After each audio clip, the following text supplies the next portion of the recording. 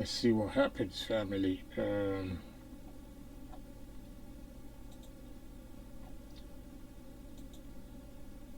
Right.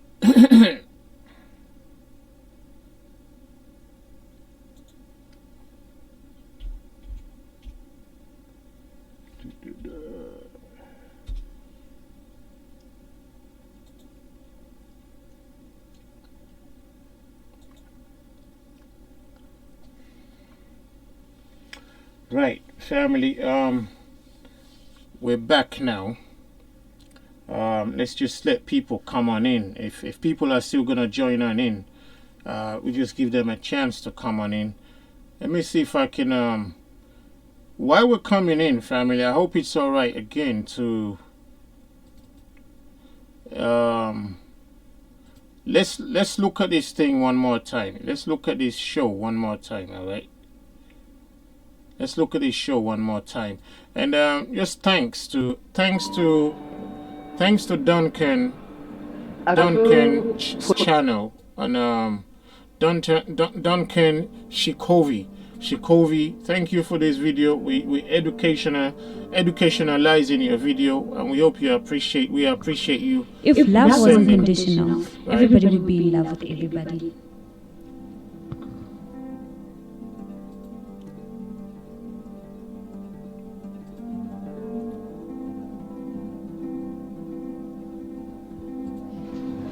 The term polygamy originated from a Greek word called polygamia. It is a state of marriage to many spouses or frequent marriages, a marriage that includes more than 2 partners. When a man is married to more than... Let's roll it back.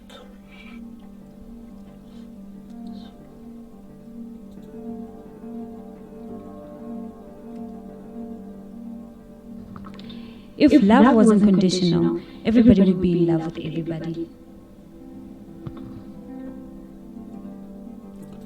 So what I'm going to say, family, is we'll just take a little break right now and watch this video just to give you some kind of background in case you didn't watch it the first time.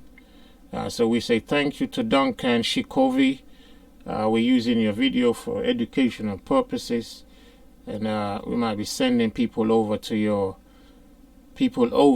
channel as well. And just to let you know, we appreciate the work you've put in on this video. And send us a feedback. And hey, if you want to even come onto our live stream, Duncan Shikovi, I'd appreciate it a lot. And come and tell us, what your views are and where you are. Oh, it's an old time video as well. But anyway, if you still hear our message today, come on our channel and and let's share some thoughts on this thing. All right, family, let's hear the video again. So the video is about 10-12 minutes long. Watch it and let me get myself a drink, and when we come back, we're going to talk about what's the reason for the creator to even create the woman to help the man. What help was she supposed to help the man with? And polygamy versus monogamy, which one's best? All right, let's watch the video a little bit more. 5-10 minutes, we'll see what I've got. I get myself a drink in the meantime.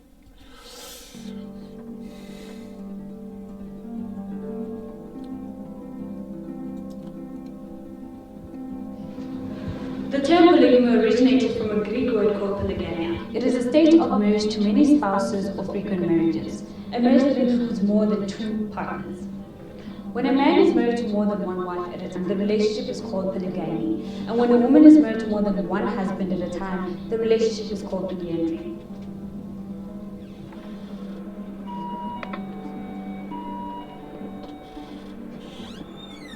I feel polygamy is greed. One woman is enough for one man. Why have more when you can do with one? It's very unfair. And I think the risk of contracting diseases is very high. So I think one man, one woman. Unfortunately, polygamy has been practiced in this country for many, many years, but these days it just costs our economy far too much. Although polygamy in African countries is perceived as a cultural practice, the Y generation, the pop culture, or youth of today see it in a much different spectrum. We took it to the streets to hear what the others had to say about it. Okay, well, I think that, I don't think I would go with polygamy or any of that because I prefer monogamy. But I suppose if other people are happy with that, then I'm not really one to judge people. So as long as they're cool with it, then I'm cool with it. It's an African tradition, but personally I feel if you want to practice it, fine, but I wouldn't.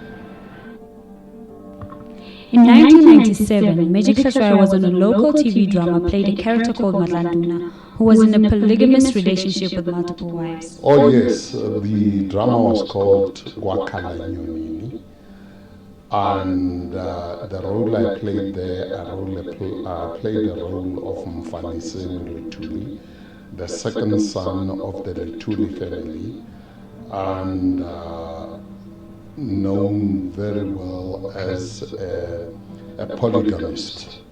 Saying I'm a supporter of polygamy, right? I'm not either saying that you should be a polygamist or not. What I do think is that every single person has the right to their own choices, right? I think no matter how a marriage contract is written up, I think it's up to the individuals involved to decide how they feel about polygamy. Okay, I think it depends on the people if they're comfortable with it or not. Polygamy, well, I think it's wrong in the sense that it's mostly men that are like polygamists. Like, you don't actually find women that are polygamists. So I find that a bit odd and not really fair, so yeah. Yes, I do. I know that lots of my friends are.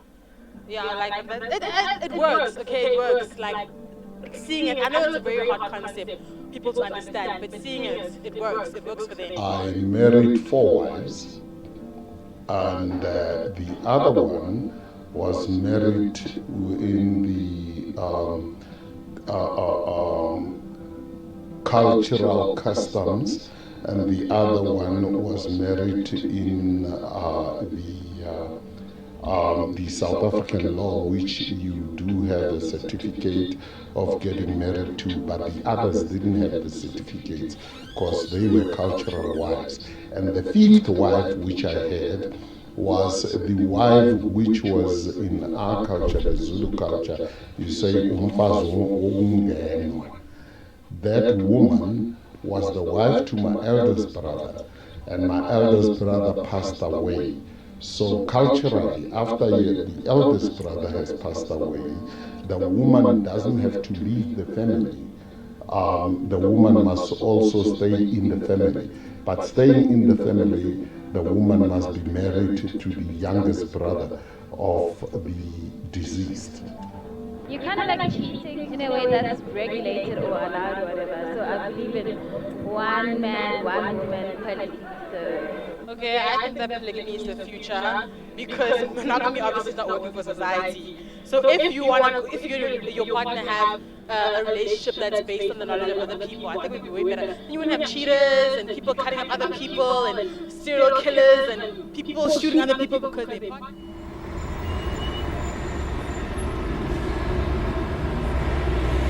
The legal perspective would be from the act called the Recognition of Customary Marriages Act of 2000. In terms of the Recognition of Customary Marriages Act, men are allowed to have more than one wife under certain circumstances and conditions. Unfortunately, women are not allowed to have more than one partner in terms of this act. This is in recognition of the custom practiced in Africa. It's all about culture, you know. Whatever you think and how you take your culture and how you value your culture is more important than what other people think. Polygamy is, I think honestly, if everyone was polygamous, like it would be so much better. Like honestly, It goes down to cultural and religious thoughts and religious views, and certain religions are okay with it and certain people are okay with it. So it depends on what the religion and the culture say. It was King Solomon who had 700 wives in the Bible, and today people view polygamy as immoral. All right, being a preacher And being a man of cloth, I would say it is, yes, in the Bible. Quite a lot of people in the Bible, you talk about Abraham, you talk about David, you talk about Jacob, yes, those people also were polygamists. Polygamy is an important role in our society in general, especially because of our South African history and background. So whether it's for the people that want it to be for them, I think polygamy is good in the sense that yes, polygamy is good. Basically, if it is, from a cultural perspective, it is deemed okay because from the Holy Book, whichever book that you follow, it permisses it with certain rules and regulations, and that which makes it okay. So from viewing it from that perspective makes it okay. But from a social perspective, I think that if you're more culturally inclined, then you'll be okay with it. But if you're more socially inclined, then there's going to be conflicts around it. Most African countries do practice polygamy, and it has always been a part of the culture. The practice of polygamy is partially legal in South Africa. However, polyandry is not accepted or legal. And legally speaking, I'm very much satisfied that the law tried whatever that can be done to protect women in polygamous relationships, at least when it comes to property. But when it comes to general standing in the society, I think there's still a lot to be done, and the legislation alone cannot achieve much. We, as members of the community, we need to work hard to achieve this. In terms of legislation, when you are married, it doesn't matter whether you are a chief, traditional leader. If you are married and you need to marry a second wife, the first wife will have to take part. She has to consent, and there has to be a clear contract which is agreed to by the court.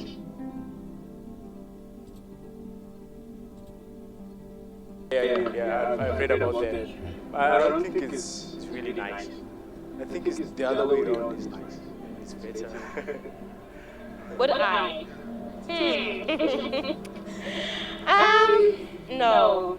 There isn't any custom or culture that I'm aware of in Africa, in particular in South Africa, where a woman is able, either in terms of law or in terms of custom, to marry more than one husband.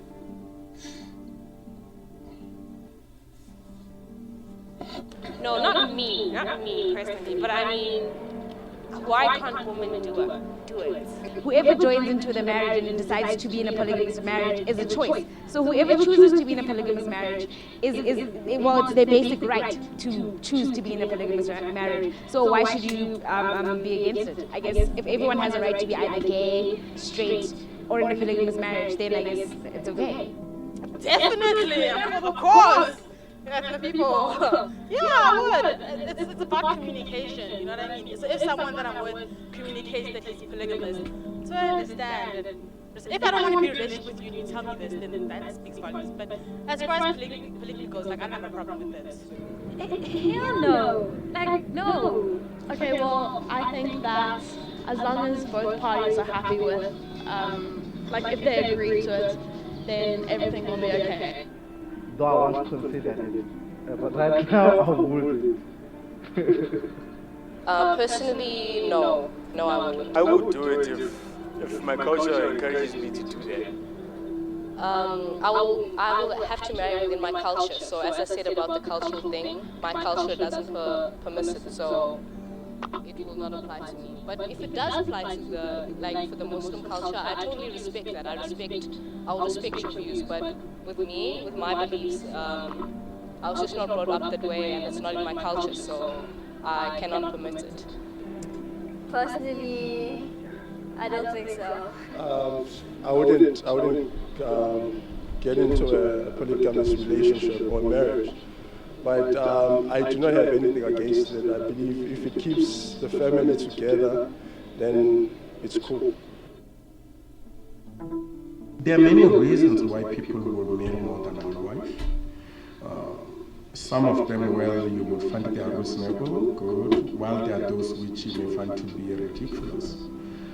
For example, the most common and obvious reason is that from the statistics, if you check the stats SA, not only in South Africa but international, you'll realize that women are more than men in numbers.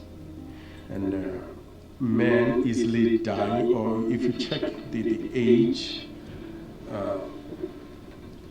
or rather life expectancy, more women live longer than the men. That can be ascribed to many reasons. It's like men do very risky jobs while women do not do much of the risky jobs. Most of them, or some of them, are housewives. Those are not housewives, they'll be doing the jobs that are less risky, while men will be working deep in the mines. You're not going to easily find women working down in the mines. And I guess it's a social contract, guys. Yeah. It's simple. A marriage is a contract. How you want to write that contract is up to you. Yep. You want to tell your husband or wife that she can't or he can't get another spouse, Then you can that's say up that. to you. And that's the way we look at it. I don't think society or the state should ever involve itself in deciding for people what they should or shouldn't do, Yeah, and right? I think polygamy it's can important. go both ways, because females can get to marry a number of guys if they want to. Everyone seems to have their own take on polygamy and philandry. It is legal in South Africa and in most of African countries, if not all. It is no more a question of right or wrong, but of which makes you happy.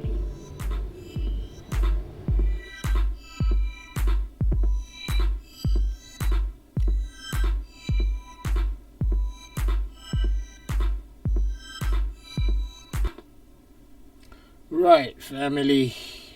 That was interesting. You would have noticed that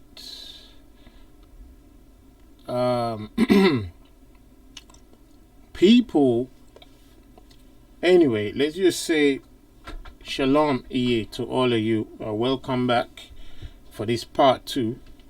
Those of you who just joining us, thank you for coming in. Those of you who actually was in the part 1, I hope it was an interesting session, and thank you for coming back in on this one again. If you're new, please hit all the like and the share and the subscribe and the notification button.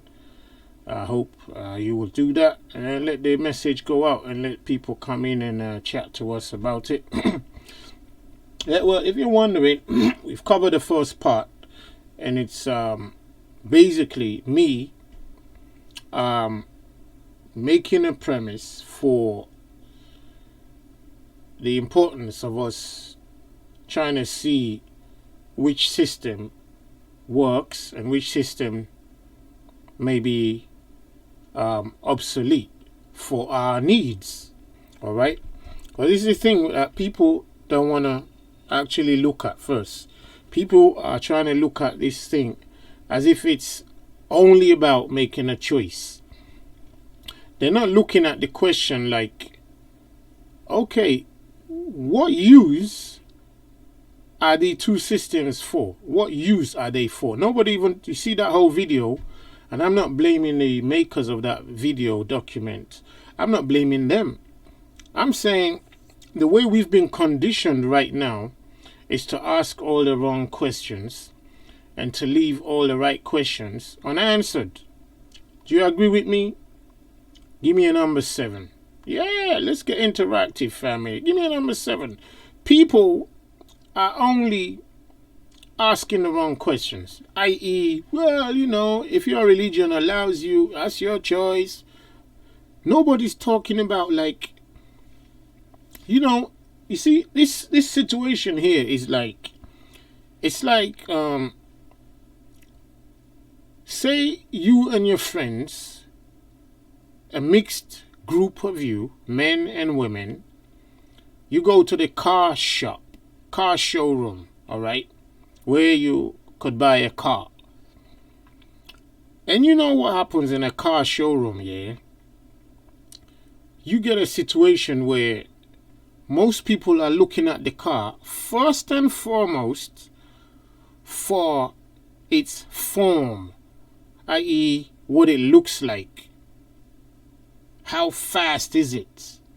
What color is it? What make is it? How expensive is it? How nice is it?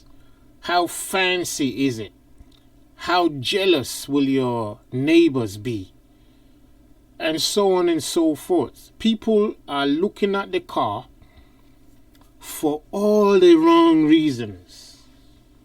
If I made some sense right there, just give me a number 5, just so I know you're keeping up with me, or I'm keeping up with you. Yeah, you heard what I said. So people are looking at a car in a car showroom for all the wrong reasons.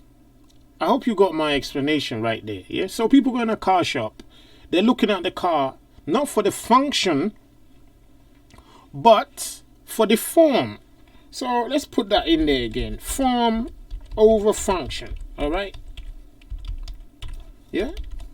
So form over function is breasts over kingdom. All right. Are you with me, family, right now? Yeah. We're just following on from part 1. If you missed out, you'll be like, what is breast over kingdom? All right. You soon catch it. So people go in a car showroom, they're looking at the car for the form, i.e. how nice it looks, how fast it can move, what nice color, what nice shape, what name is it called, how much more expensive it is than the neighbor's car, and so on and so forth. Not many people are saying, well, you know what? How many people can sit inside comfortably?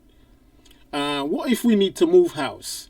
Can we fit the fridge, the refrigerator? Will we be able to put the refrigerator in the back? Can we put a settee or sofa? Can we put it in the car if we need to move? Because these are some of the practical reasons that some other people, maybe like myself, would be thinking about when I want to do stuff like that. Especially if it involves me laying out some kind of money that means anything. I'll be like, all right, let me look at the practicality of why I'm spending the money in the first place. Some people be looking at the form. So a lot of us go out there today looking at women. To marry a woman, we go out there and we look at the beauty. I'm in love. I've fallen in love. So they fall in love and then they break their necks. I mean, come on. What happens when you fall in love? You're gonna break your neck somewhere. You know, you're gonna break your neck somewhere if you fall in love. Don't fall in love, family. Otherwise you break your neck. Don't fall in love. You know, don't fall in love. Don't fall in love. Otherwise you break your neck. All right. Otherwise, you may break your neck. I'm sorry I'm typing, but you know, it's just out there. You may break your neck. All right. Your neck. It's easy to break your neck when you fall in love. That's why they call it falling in there. That's why they call it falling in love, because they really want you to go in there and break your neck while you're doing it. And guess what? Normally, we fall in love and then the marriage breaks up, don't it? Because both of you went falling into it and you broke your necks, and then you wonder why everything's broken later. It's like it makes perfect sense. We went falling into love and necks broke. Everything broke before you even went in. Everything broke, and you're wondering what happened. Come on, give us a break here. So, people go into these things for the wrong reasons. Now, in this documentary we saw, which I appreciate, I don't blame them for the way they've constructed it. I'm just saying, when you look generally into society, people are always talking about, say you meet you all know what I'm saying. Am I talking too much here? You know, a friend comes up to you, say a guy, and you're a guy, and he says to the next guy, oh, you know, I just met this girl. I think she's the one. First thing the guy is gonna ask is, come on, somebody type in the question. The first thing your guy friend usually would ask. Say you found a woman and you come and report to your friend, your male friend, and say, oh, I found a girl. I think she's the one. What's the first question normally that the guy gonna ask you? Talk to me, family. First question. Oh, there you go. What she look like? You know, what she look like? There you go. What she look like? What she look like? You know, is she pretty? Is she beautiful? Is she tall? Is she black? Is she white? Is she got her teeth? You know, she fat or slim or which, you know. Hardly does anybody say, you know, can she cook? Oh, look, I got the N. I got the M instead of the M. Can she cook? Can she cook? You know, has she got nice breasts? Yeah, thank you for that. Has she got nice breasts? You know, has she got nice breasts? Is she sexy? You know, is she sexy? You know, all these funny questions gonna go out first. You know?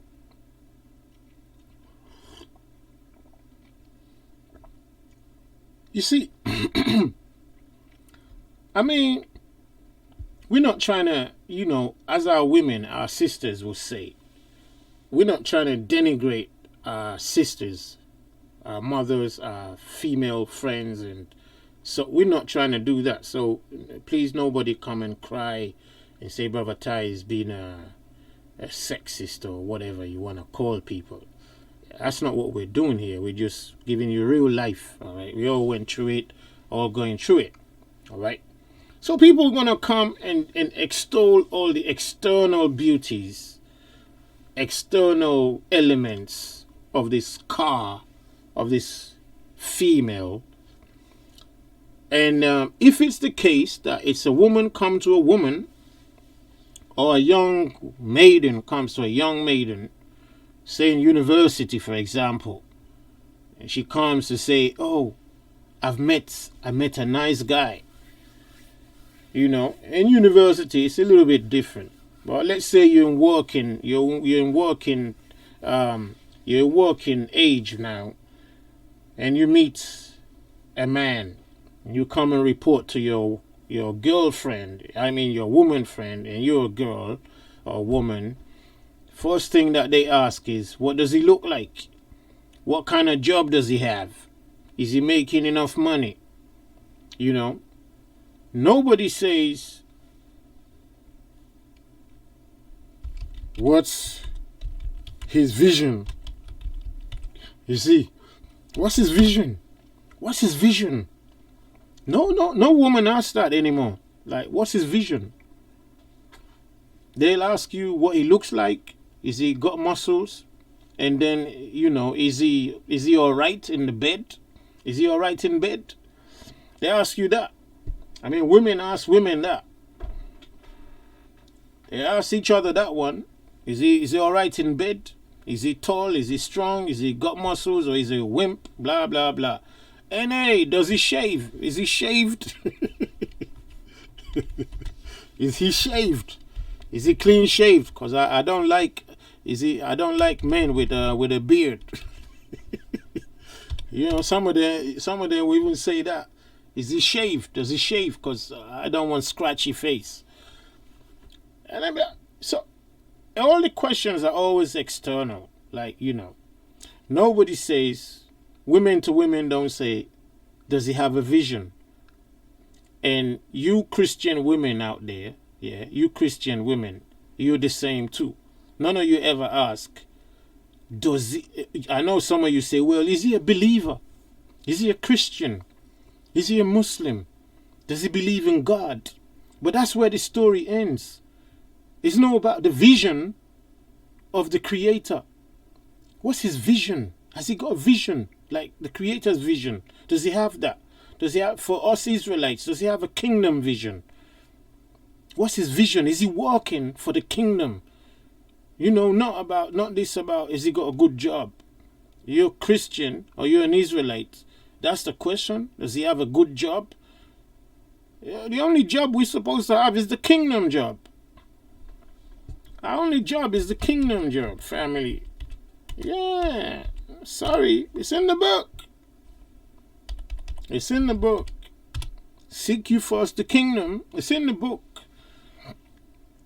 For you Christians and you Israelites, it's in the book. Say, seek you first the kingdom. It didn't say get a nice job. It didn't say get a nice job, get a nice career, get a nice PhD. It didn't say none of that. It says, seek you first the kingdom. Yeah, I know some of you are going to tell me, yeah, Brother Ty, but how are we supposed to do that when we don't have a job, blah, blah, blah. It's funny, everybody's working for the God kingdom. Everybody working for the God kingdom. You know what I mean? Everybody working for what? G-O-D kingdom, right? Everybody working for that. Everybody working for the G-O-D kingdom, but nobody working for EA's kingdom. All right? Nobody working for that. Nobody working for that. Come on, nobody working for that. Oh, come on, nobody working for EA kingdom. Come on, don't deceive yourselves. Come on, swallow the pill. Nobody working for EA kingdom.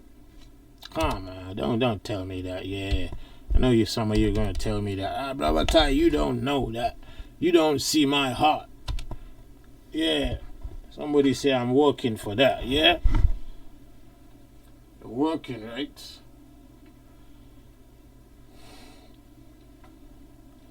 Nobody working for EA kingdom. People just, yep, look. People working what? Come on, let's do this right. People working, yeah. They're working, yeah, come on. That's fact. 789. People working for breast kingdom. Oh, there you go. People working breast kingdom all day long. If you just but the kingdom says anyone who seeks the Most High and His kingdom needs to do it with all their hearts, all their might, all their strength, all their spirit, all their soul. But where are people going to do that? How are we going to do that when we got all these 12-hour shifts? How are we going to work for the kingdom when He says we can only do that with all our might, all our strength, all our everything? How? How are you working for the kingdom when the things that are necessary that we need to do to make it possible? I mean, come on, family. If you got 10 to 12-hour shifts every day, yeah, 10, 12-hour shifts every day, yeah, I know this may be too long for some of you, yeah, but let's just say, yeah, you know what I'm saying, 10, 12-hour shifts every day, and maybe that includes your travel. Yeah, that includes your travel. You're getting ready. You're getting awake. You're waking up. You're getting ready, fixing this, fixing that. Then you shoot off to work. Yeah. If you're trapped in that cycle, give me a number 3. If you're trapped in that cycle, give me a number 3. If your day, your ordinary day, is like, 10, 12 hours, including your travel, you're waking up, you're fixing breakfast, whatever it is you do to hit that job and make it happen. Whatever magic it is that you do to make it happen every day. Give me the number 3. Let me know you're out there. Let me know you're out there with me. I feel your pain. Yeah, if you feel my pain, let me know. Come on, let's hear it. Let's see it. That 10, 12-hour shift every single day, whatever it is you do. I don't know, you play football, play basketball, you drive a bus, you clean the streets, you're a doctor, a nurse, a lawyer, whatever you are, a spaceman, you're a policeman, you're a soldier man, whatever. Now, and if you got family, you got You got a beautiful breast at home, or you got a beautiful, breast lover at home, and then you got little ones, and like, how you gonna fix all of that? How you gonna do that? How you gonna do that? How you gonna do all those hours? Yeah. How you gonna do 60, 70 hours? Yeah. 60 to 70 hours a week. Yeah. 60 to 70 hours a week. Where's time? Where's time for the creator? Where? Show me where. How many hours is going to be left for the creator? Come on, family, talk to me. You done 60, 70 hours a week. Where's going to be time for the creator? Tell me. Come, talk to me. I'm waiting for the answer right there. I know some of you don't like this kind of questions because it makes you look like, oh no. So that's why you gotta love your brother Ty here, because ain't nobody else gonna tell you that. It's heavy stuff.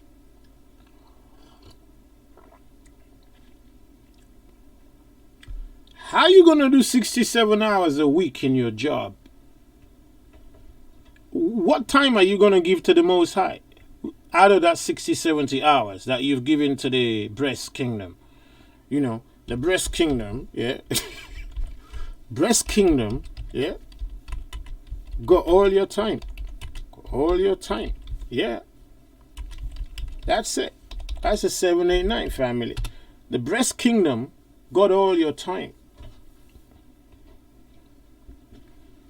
Come on, family. Agree with me on this one. I don't want to force you to agree with me. So agree with me of your own will.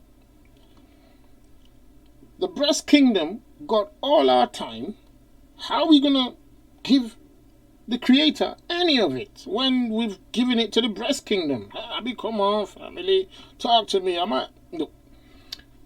If Brother Ty making any sense, if I'm making any sense right now, give me a number 4. Give me a number 4.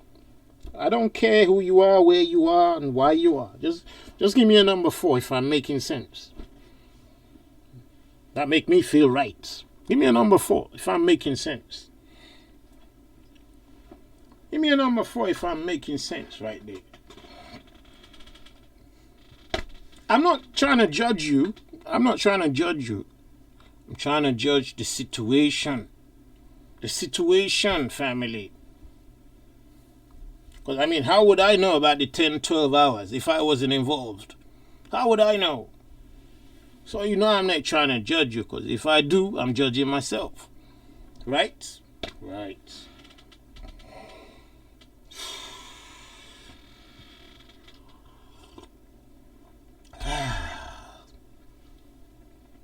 Breasts are just one part of the larger beast. You're right.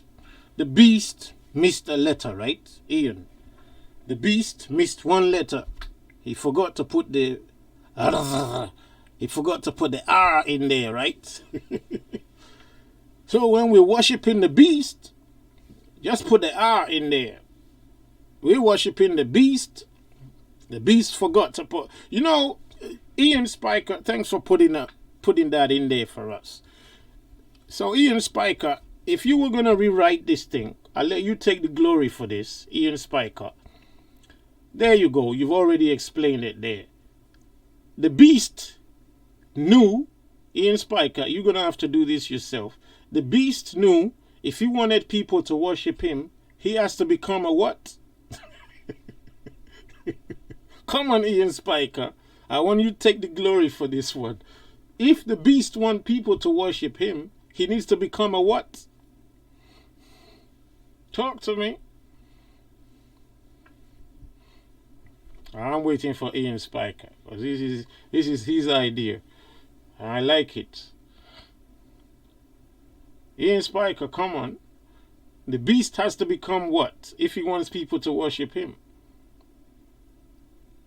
Yeah, he has to become... No, let me write it in there for you. All right. Beast became... Yeah, you know what he became. He became... Yeah, there you go. Beast became breasts, didn't it? The beast became breasts. Because any one of you see a beast, first thing you want to do is run. We're right. We're making sense right here. Any one of you see a beast, you want to run. So Ian Spike says, a devil, which is the beast, it has to grow, it has to become breasts. Because now that he became breasts, I mean, and a lot of you don't see it because, you know, you don't see this system for what it is.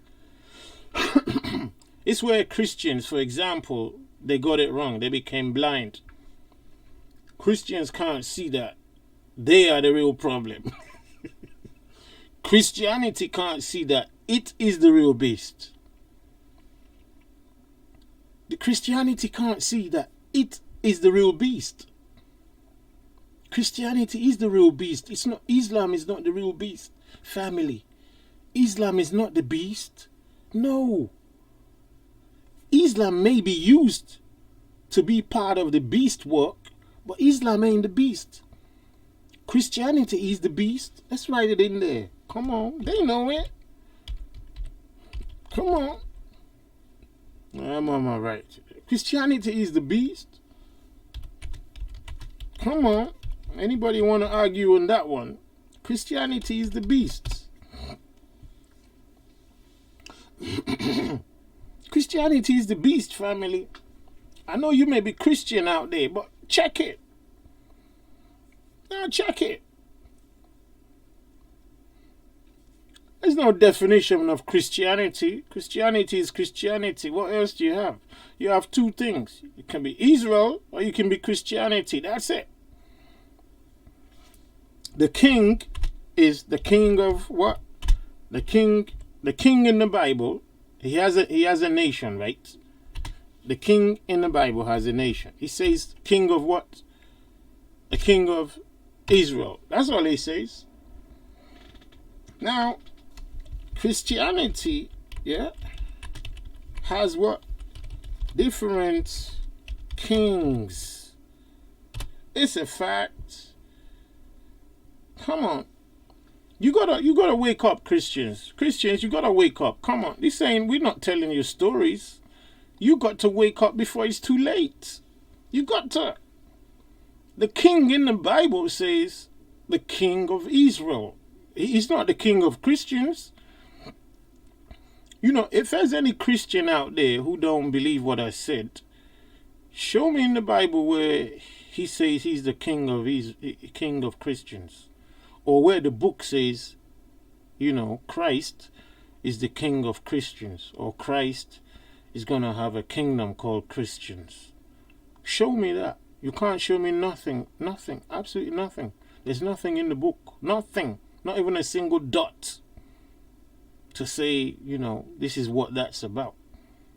But king of Israel, yeah. So, fortunately for you, to make it clearer, you can see that Christianity is ruling the whole earth. Come on, family. You know, you must be able to see. Christianity rules the earth. And if anything rules anything right now, that must be the beast. Come on. Talk to me, some of you out there. If Christianity is not the beast, with all the weapons of mass destruction they have, come on, let's have a look again. Christian nations have all power right now. Right now. Right? They have all power right now. They have power to shut down anything. Anything can be shut down like in a minute, if that's what they want.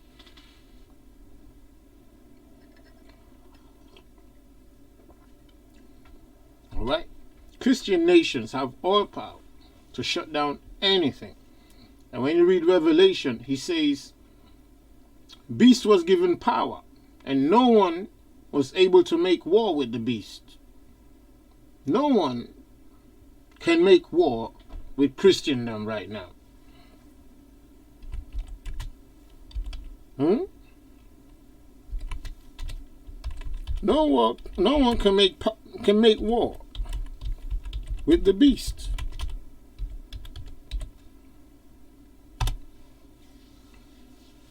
And there's only one nation on the earth right now. Ain't nobody messes about. You can't mess with the Christendom right now. They're the ones who have the beast. Our Catholic Church ain't the beast. You see, Christians like to blame the Catholic Church. Christians love to blame the Catholic Church. And the Catholic Church like it like that. They like it because it becomes a cover for them. You know, Christians like to blame the Catholic Church. They love it. Love to blame. Yeah. They love to blame Catholic Church. You see, they love it. Christians love to blame Catholic Church, and the Catholic Church likes it like that because it just deflects from the fact that the Catholic Church ain't the beast. The whole global power is the beast. The whole global power is the beast, not the Catholic Church. Show me in the Bible. Yeah, Brother Ty says, show me in the Bible where the Catholic Church is the beast. Show me. Well, just show us. Anybody arguing out there, show us where the Roman Catholic Church is the beast. Just show us. Go on, show us. Anybody, show us. Just show us, somebody. Show us. Revelation, what revelation? Show us where it is. Been listening to Christian pastors too long. Show us. Well, you can show us that one. You've been watching too many videos.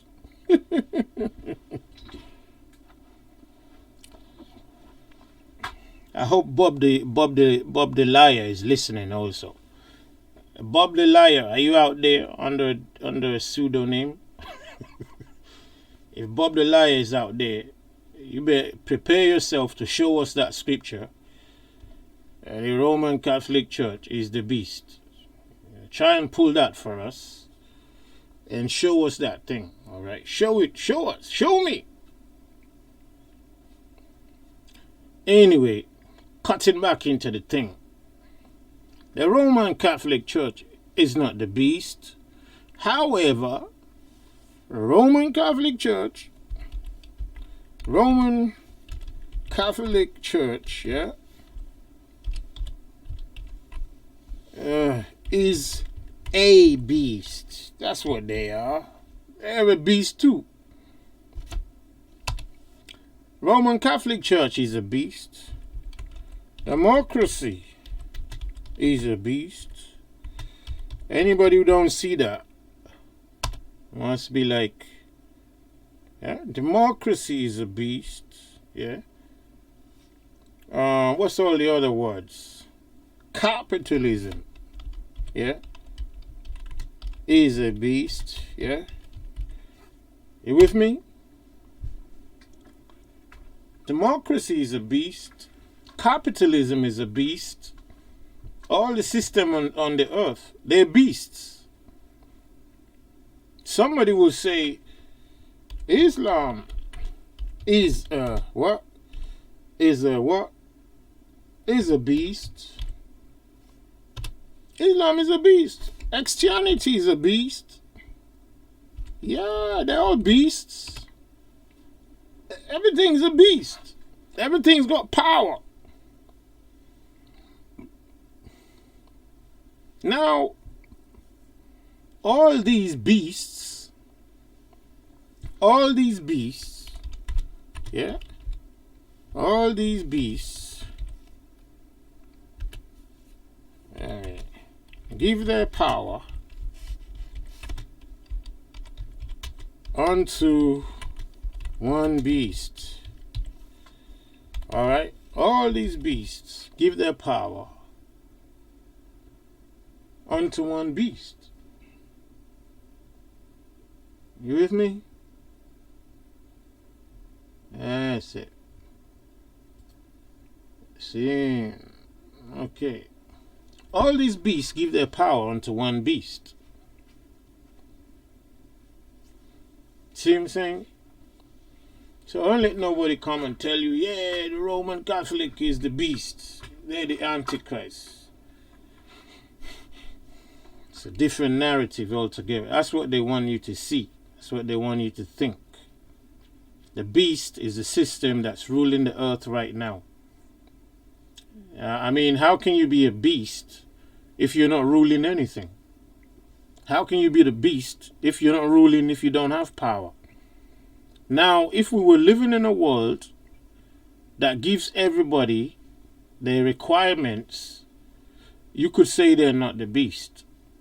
But if we live in a world under a system controlled from where we are, in this disparaging way, inequitable or an unequitable way, the world over, and you're telling me that's not the beast. And all these people go to church, they end up in church on a Sunday, or get buried in a church, or baptized in a church, pay allegiance to the church, be they Catholic or not. All of them are in it together. Christian churches, Christian foundations, all of it. Islam, the whole shebang. The whole shebang is in it. So they all give their power unto the beast. Excuse me.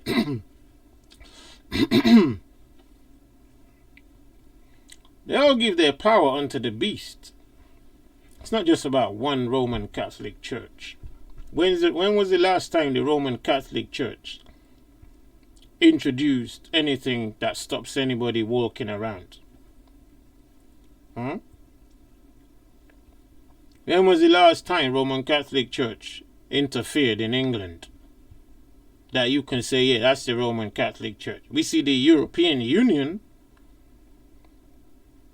We see the what's it called? Hitler's Germany. Yeah, you may say, yeah, there's people in the background. Yeah, but that's where they are, in the background. But who's behind their background? And their background, who's in front of their background? Who do they put forward to do the work? Or you won't tell me it's a 70-year-old Pope running around doing stuff. Everybody's got messengers. Everybody's got servants. Everybody's got, ministers. So who are their ministers? The Christian Church. The Christian Church is their minister. They're the father or the mother, as they say. They're the mother. They're the mother church. They're the mother church. Revelation, what does Revelation do? We've read all of this, covered all of this. This might be new to you. Just type it in there. Don't give me scripture. Type it in there and tell me what it says. I've been typing all day long. You type it in there, tell me what it says. You highlight what you want to say. All right? Highlight what you want to say. Type it in there like I'm doing. Yeah? Don't just give me scripture. Type it in there and tell me Roman Catholic Church. Show me where it says Roman Catholic Church. Yeah? Type it in there and show me. This is it. Christians don't want to wake up. Listen, the Christians are the greatest cover for the beast, because they would protect the beast by telling you somebody else is the beast. That's what Christians are there for. Christians are the cover for the beast. Let's put that in there. All right. It's hard to understand because they don't want to. All right. Christians are the cover, yeah, for the beast.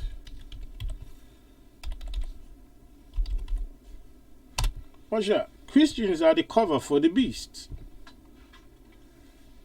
Because Christians will never admit that they are the cover for the beast. They'll never admit. But if you're not, who is?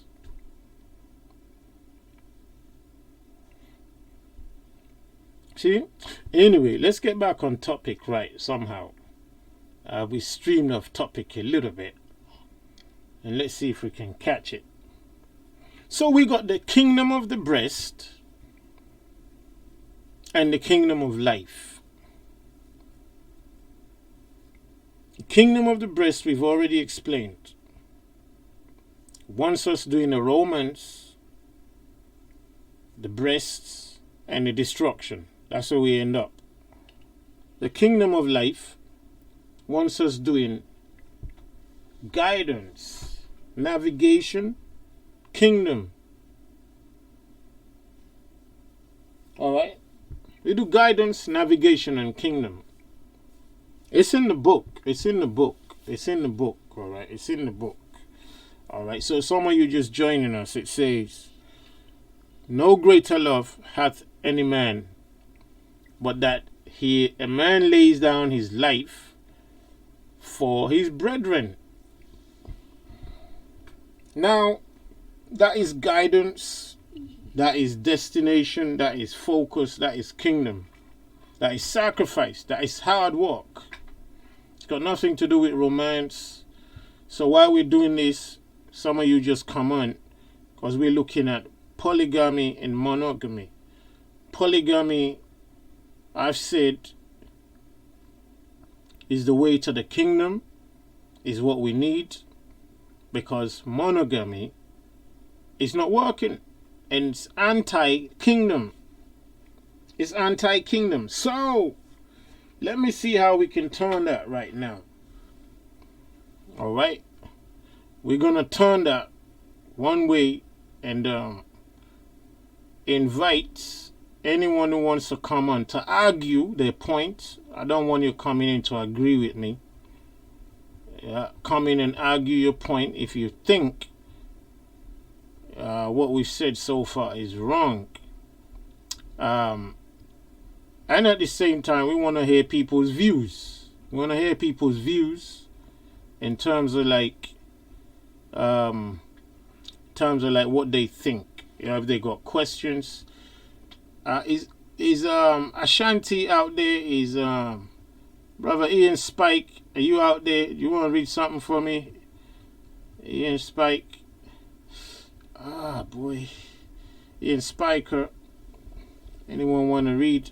Or anyone want to come on the chat, on the open panel? Let me know. So, anyone want to come on the open panel? Let's open up that panel. 81934 email.com. All right. Yeah.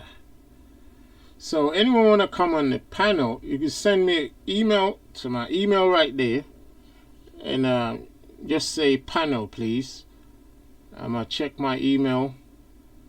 I don't know what's going on here actually. Have I got this window? Yeah, I've got the window on at the moment. Right. So let's take the window off for a second. Let me see if I can get this in there. Because we're looking at the idea, alright, that I've put forward to say, look,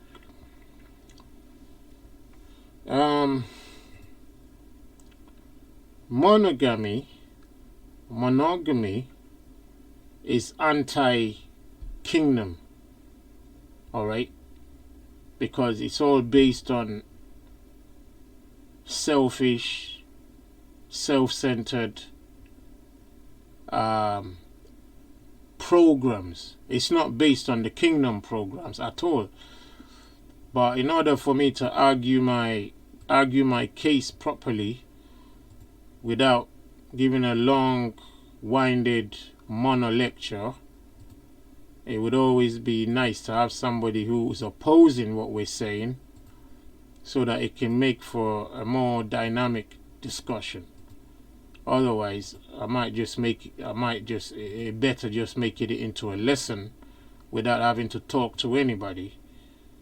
And just let people just make up their own minds after all the information they see.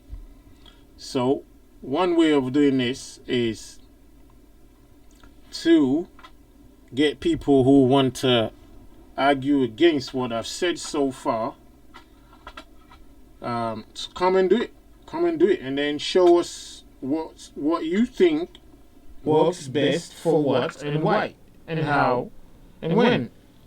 And I want to show you that that's not what our book needs, our destination needs, and even our people need. What we need is the opposite, which is polygamy, and get rid of the monogamy, burn the monogamy, because it's not working, it's redundant, it's counterproductive, it's antithetic to our destination. It don't work. But I know this sounds very, it sounds like, what do you call it now? Like I'm being biased or something, because it's just me talking, right? So we open up the show and let people come and chat and tell us what they think. So let me see. I haven't heard from Brother Kazan for a while. So I hope you're alright, Brother Kazan. I hope you're alright, Brother Kazan. Let me see how I did this one. Interesting. So what I'm going to do right now.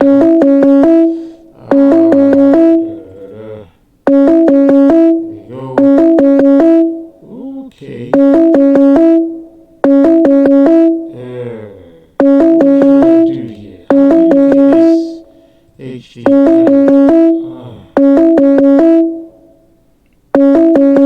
Okay. So what I'm going to do here is copy this link. Then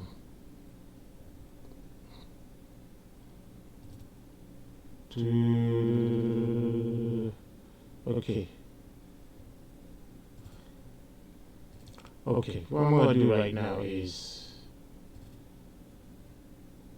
I'm going to try and send the links out.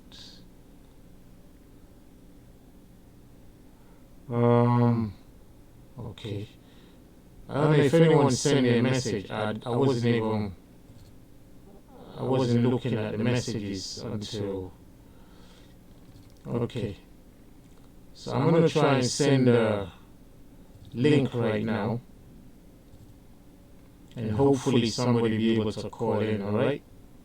So I've sent a message to all of New TV. Let's see if you can call in. Let me see if you can call in all of New TV if the link works, alright? So all of New TV, if you're on live there, let me know. Let me know that you got the link, and try and call in if you will, and let's see how that goes. Alright? So my premise right now is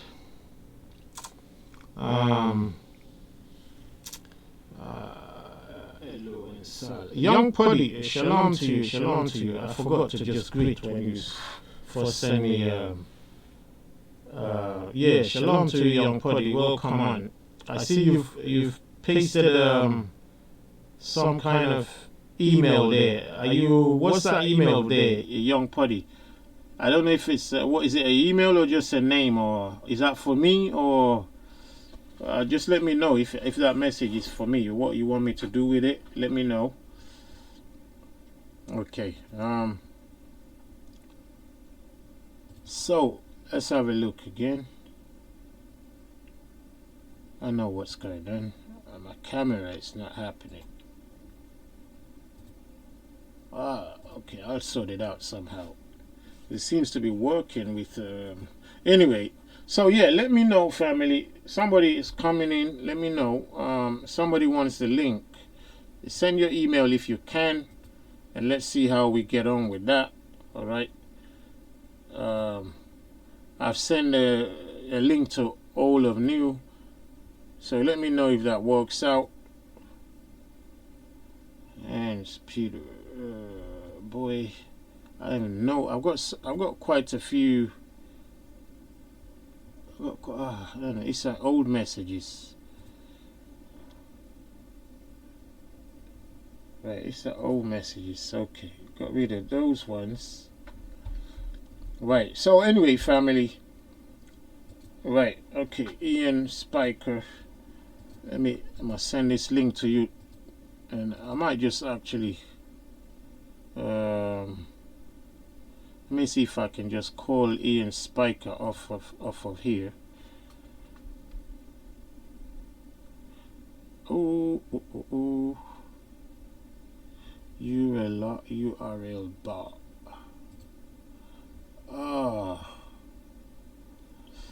Ouch. Where's that thing now? URL bar. Okay, there.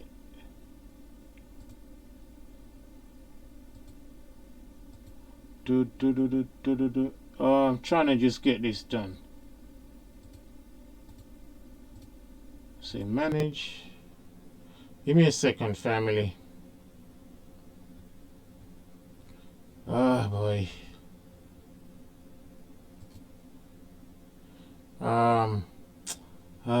This is just rigorous. Okay. So, yeah, that's it. Ian Spiker, innit? Invites. I don't know what this thing is. I don't even know why it's using my camera right now. So anyway, hold on. How do I normally do this thing? So if you've gotten the thing, let me know. Can't remember how this thing's done now. But all right, we'll see how it goes. So okay, I've sent out this thing right there. Okay, so anyone wants to come in, let me know.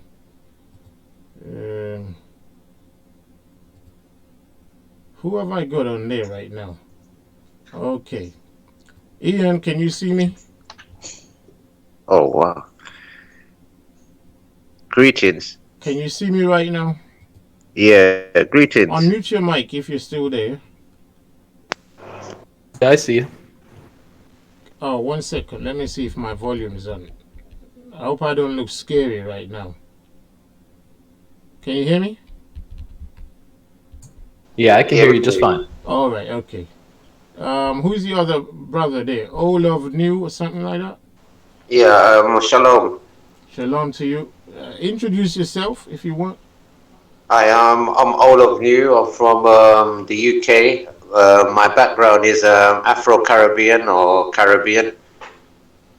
Right, where are you calling from? London. I'm in London at the moment.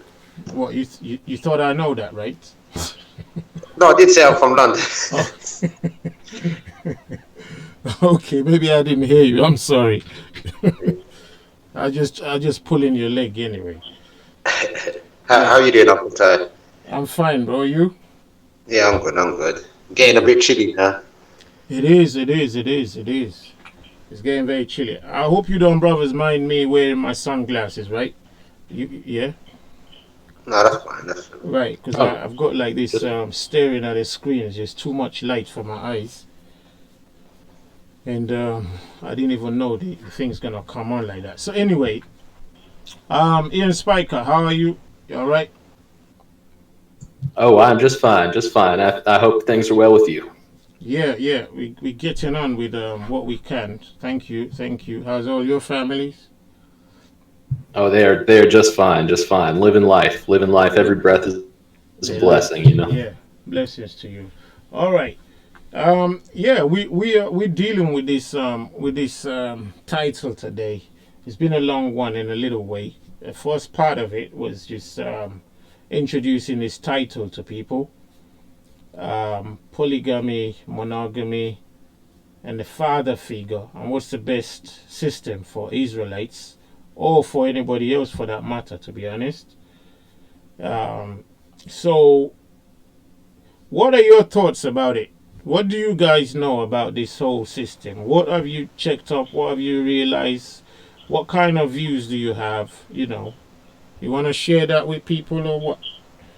I mean, I'm hoping, like, there's some people who disagree with what I've taught so far for like the first 3 hours, what I broke down and explained to people, and I'm like, the people who disagree with that, I want them to think why they disagree with it. Is it just out of ignorance, or just no knowledge, or haven't paid attention to the thing, or is it because they really understand what it's about, and so on and so forth? So, what's your views about the thing? I'm putting forward polygamy is the way forward for not only Israelites, but for humans generally speaking. Some say monogamy is. What's your views? I think basically, I think the generation is going to change over a while. I don't think any of these things are going to exist anymore, really, in a sense. Right. You don't think what can you be a little bit more descriptive? Yeah. Oh, sorry. It just the change of society with technology, the way how people are interacting with each other in this day and age. I think a lot of these things what we used to do might be out the window. Might be a new sort of I don't know, authentic way of life, one could say, for the future. What do you think? Like, by any stretch of the imagination, like you're saying there won't even be marriage or what anymore? What? Yeah, in a sense like that. Where polygamy used to work in the ancient times, and you've got nowadays times, what one could say, where it's just only one set of people that are married to one another. You can see where it's a different age now and a different age group where basically it's like you can do what you want in a sense that you not really have to be tied down to anybody. There's different ways of going about having children now in a sense like that. But not to say that it will make it right, but there's other cases where like you see in Japan where they're a bit ahead of us with like technology and social life. And it says in Japan there's been a big decrease of marriages and certain things where they were well known for having families and certain things like that. Right, right. So you're saying in your maybe if I'm putting words in your mouth or what? Are you saying for such a reason you don't even think it's worth choosing between which one's best, between polygamy and monogamy? Oh yeah, I could pick one, but I thought you meant like this for like for the future, one could say. No, it's actually right now. The future starts today, right? Yeah. The future starts in a minute's time, innit? No, definitely. As we speak, somebody's preparing their marriage dress right now, spreading it all out, and crying their eyes out over how emotional they are right now and how much they love the guy and all that. And in about 2.5 years, it's going to be their mom sitting on a bed telling them it's all right, it's over, just let it go.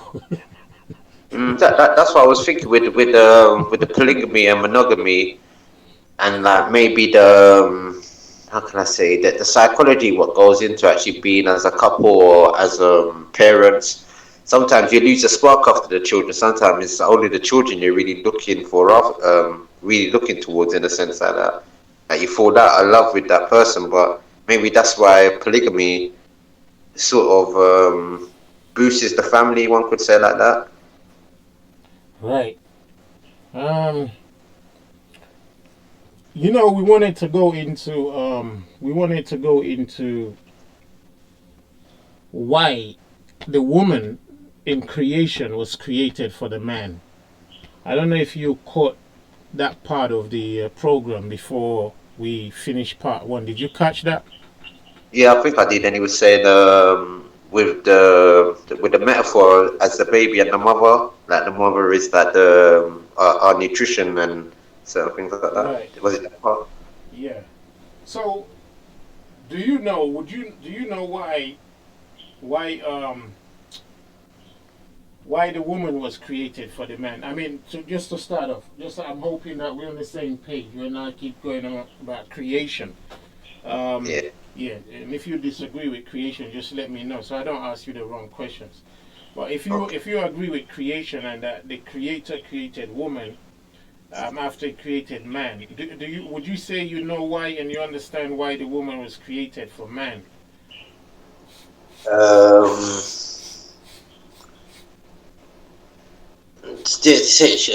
in the Bible says for because he was lonely, I think, and to appropriate the land. Well, people kind of understand that thing to say the man was lonely, innit? That's romantic language. Oh, I'm such a lonely guy. All right. Oh God, look, that guy over there is lonely. And oh yeah, let's give him something. Oh, and let's give him something with breasts, innit? Yeah. Don't even create a friend for him like another.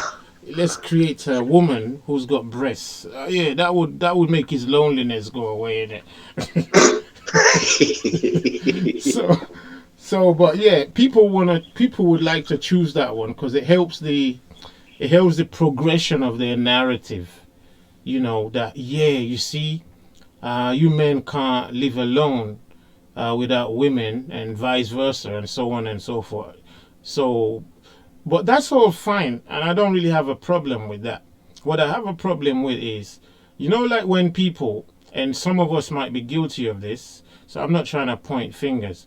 It's like when some people, get into a sexual relationship and they finally produce children. And, when the children come, most of them sometimes don't even have time to ask themselves, why did I actually have these children? Did I just do it because everybody's doing it and it's a natural thing to do when you have a sexual partner, you do it, you have the children. Then after you have the children, you just start doing what everybody is doing or what you're used to seeing people do. You don't really say, I want to buy a car, and ask yourself why. So you don't really say, I want to have sex and have children, and then ask yourself, why do I even want to have children? Why? You see what I'm saying? What do you say to that kind of thinking? I think there's an aspect of the Most High, one could say, because I'll be honest, as men, we couldn't I don't think we could ever really rationalize maybe thinking how a woman could think, one could say.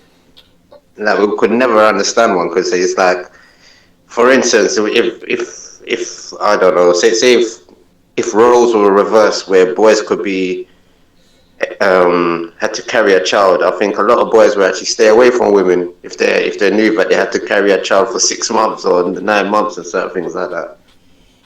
Yeah, exactly. I mean, my point is, in continuing my narrative, all right, is that people don't really understand, especially people who are so-called Christians or people who come from a biblical background and have some faith in the Bible and so on and so forth. They don't really understand what the Creator wants to do. And it'd be the same like getting into a job and not knowing what the boss in the job wants. That's what it's like. Well, that's what I would compare it to when people get into a relationship. They don't really know why they're in it. Besides, I'm lonely. I like a girl. I want to have sex. Blah blah blah. I fell in love. Stuff like that. But they don't really understand what the purpose was for. Do you understand what I'm saying? There's a purpose. There's a predetermined purpose. A purpose that was put into place for the first man, and instructions were given to him, and plans were made for the reason for him even being made in the first place. So that purpose is not anymore in people's reasoning. But I tell you one thing, it's in the reasoning of kings and queens and rulers of the earth. Would you see my point? Yeah.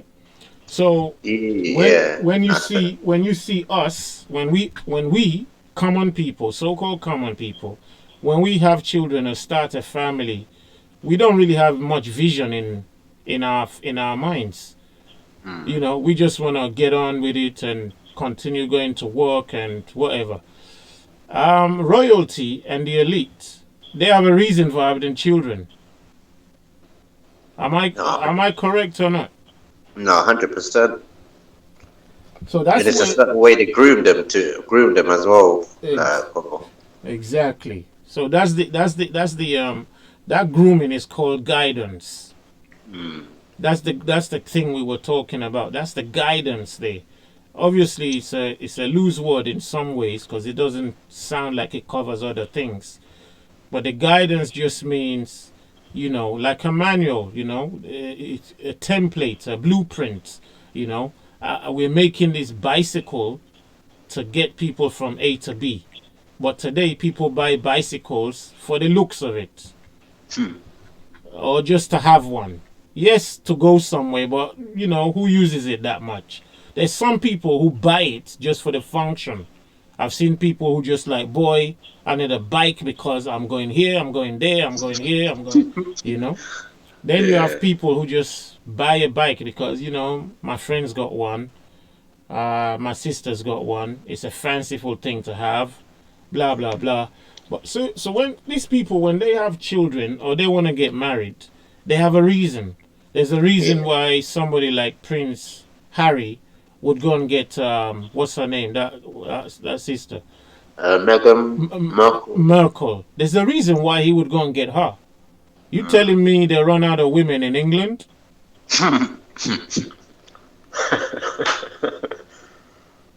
Are you telling me that 70 million women, well, not 70 million women, but you telling me that at least like, what, 15,000 beautiful women in England, Prince English Harry couldn't find one? Or 5? True. I mean, come on, brothers and sisters, talk to me. You telling me there's not 20 million women in England who look much better, who probably have also a cultured background that rivals and matches and maybe surpasses the one of Sister Markle? And that Sister Markle, you know, no disrespect to her in any way, she's not even, she wasn't even a virgin. She wasn't even a virgin, and she'd been married already. This is not even just not being a virgin. This is like she's already married and finished with that. I mean, come on. Yeah, I see what you mean, yeah. For a king, or who knows, a king to be, you know, in old times, that is beneath, isn't it? Yeah, sure. I mean, even you, brother, right now, if you really had, like, you know, the means, the money and all of that, would you be looking for just, you know, taking a virgin woman is like going to Tesco's and coming back with a half done over piece of bread, innit? In the Warburtons or something. Yeah, man, you wouldn't go in there to buy a leftover, would you? No.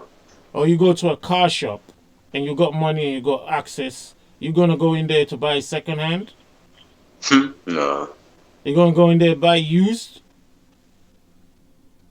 If you got that kind of money, you could even order your special make from wherever they make them from. Yeah. So if you know, Prince Harry, all due respect to him and his wife, we love you so much, and we're not trying to disrespect, but we got to make examples sometimes. If a prince like that is marrying the way he married, you telling me there's nothing behind it? And it's all just because of the romance? So anyway, our point is, the whole kingdom of Britain would have looked into the matter and say, okay, you know, Prince Harry would be like, oh, let me ask Mama or Grandma. Let me ask Grandma if she approves, innit? Yeah. So they be looking at approval and all of that. And maybe that's the greatest one. Even the dad would say, no, go to grandma. If grandma says it's all right, we can go ahead with it. Because it's going to be a national thing. So for us, Israelites, us biblical people, us humans of the earth, we shouldn't have any less standards or focus ourselves. 100%, 100%. Because we're human too. And that human decree actually spreads to all humans, not only to kings. The same commandment says, go you forth, multiply and spread over the earth and dominate, have dominion over the earth. It wasn't given to King Harry. That was given to all mankind. Yeah. Go you forth, multiply, have dominion over the earth and blah, blah, blah. So, but here we are now, family. We are entrapped. Israelites first and all the nations, just so people don't say, yeah, brother Ty, so I just make it clear once up. Yeah?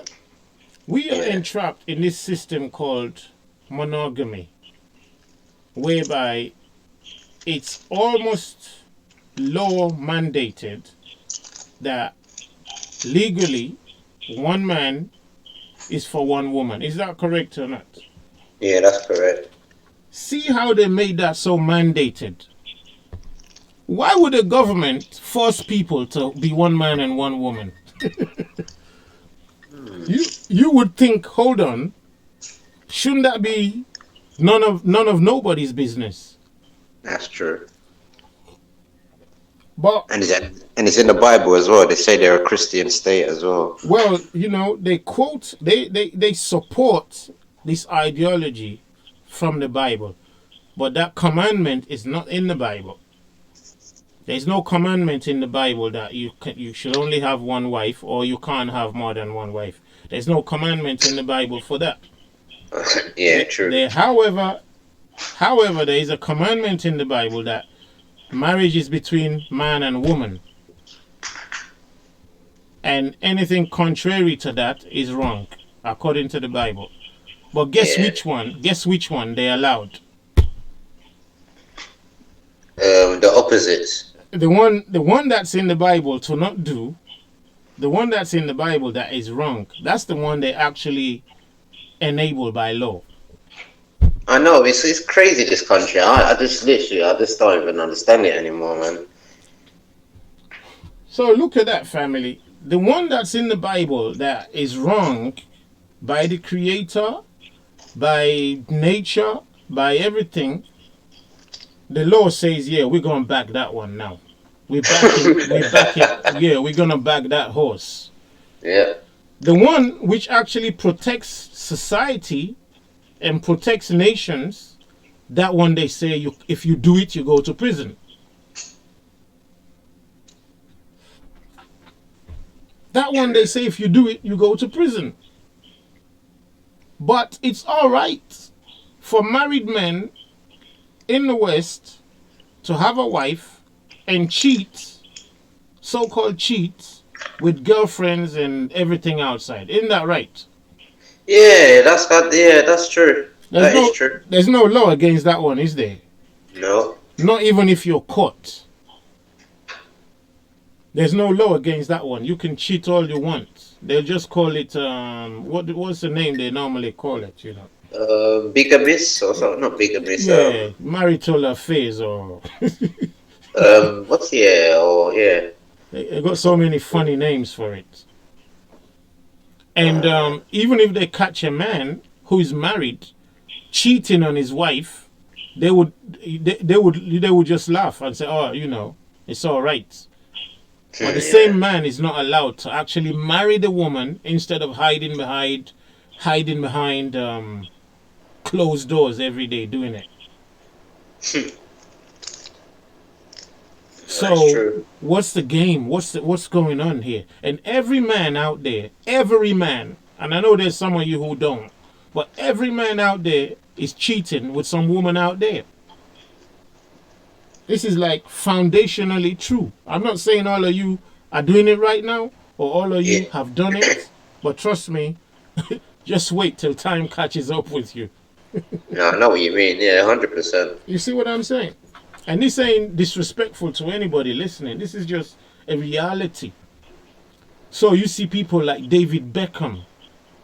Like, I mean, name names out there. Name names out there. You hear rumors. Yeah. They got beautiful, rich wives. But every now and then there's a rumor to say, oh, he's cheating here. He's cheating there. He's cheating. What do you think a man is gonna do when he's got money that he can buy a whole country, and you tell him to make do with just one woman? True. Are you telling me a man's gonna have that kind of money and he won't look at any other woman in his life? Even women are saying that now. What do you say they're saying? I mean, even what you're saying, women are saying is like women. Yeah, it's like, oh, I got the money. How dare you want me just to have one man? There you go. Mm. There you go. She's got her own money now. You know what I mean? Why should I settle for one man? Yeah, I can do my own thing. I don't need you. Mm. I don't need you. I don't. In fact, women have been saying it even before they had money. Women have been saying, "I don't need a man. I want one." Yeah. I got my own job. I got my own car. I got my own place. Now all I need is something in bed. That's it. That's it. Yeah. Once we're done in bed, you can to the left, or what that music. For those of you who know those music, to the left. Yeah, because they dumbed us down so much, and they gave us this pernicious system, which makes us think there's something called love out there, and which sometimes is stupid word love. We find it. We think we find it, but because we don't actually understand what we need to be doing, how long does it last normally? Because I think the problem is everybody's falling in love, and nobody stands for care. Nobody stands for what? Care. Everybody wants to fall in love. Oh, there you go. So you've nailed that on the head.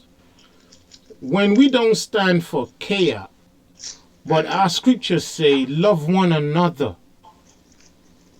You see what I'm saying? Because for me, this is like a lesson. I know it's a discussion and all of that. So just bear with me, yeah? Bear with me. Nice reasoning. Yeah. When the scripture says love one another, and a lot of people don't know what love means. They think love means this thing which you're talking about now, which is this feeling of how infatuation, this chemical and physical attraction. Adoration. Yeah. Which climaxes in sex. It climaxes in sex. I'm not saying there has been no spiritual bonds between some relationships where a woman comes into a man's life and she really improves his life for so much better reasons. He becomes a better type of person. So on. I'm not saying that don't exist. All of those exist, but they are still very low on our requirement list.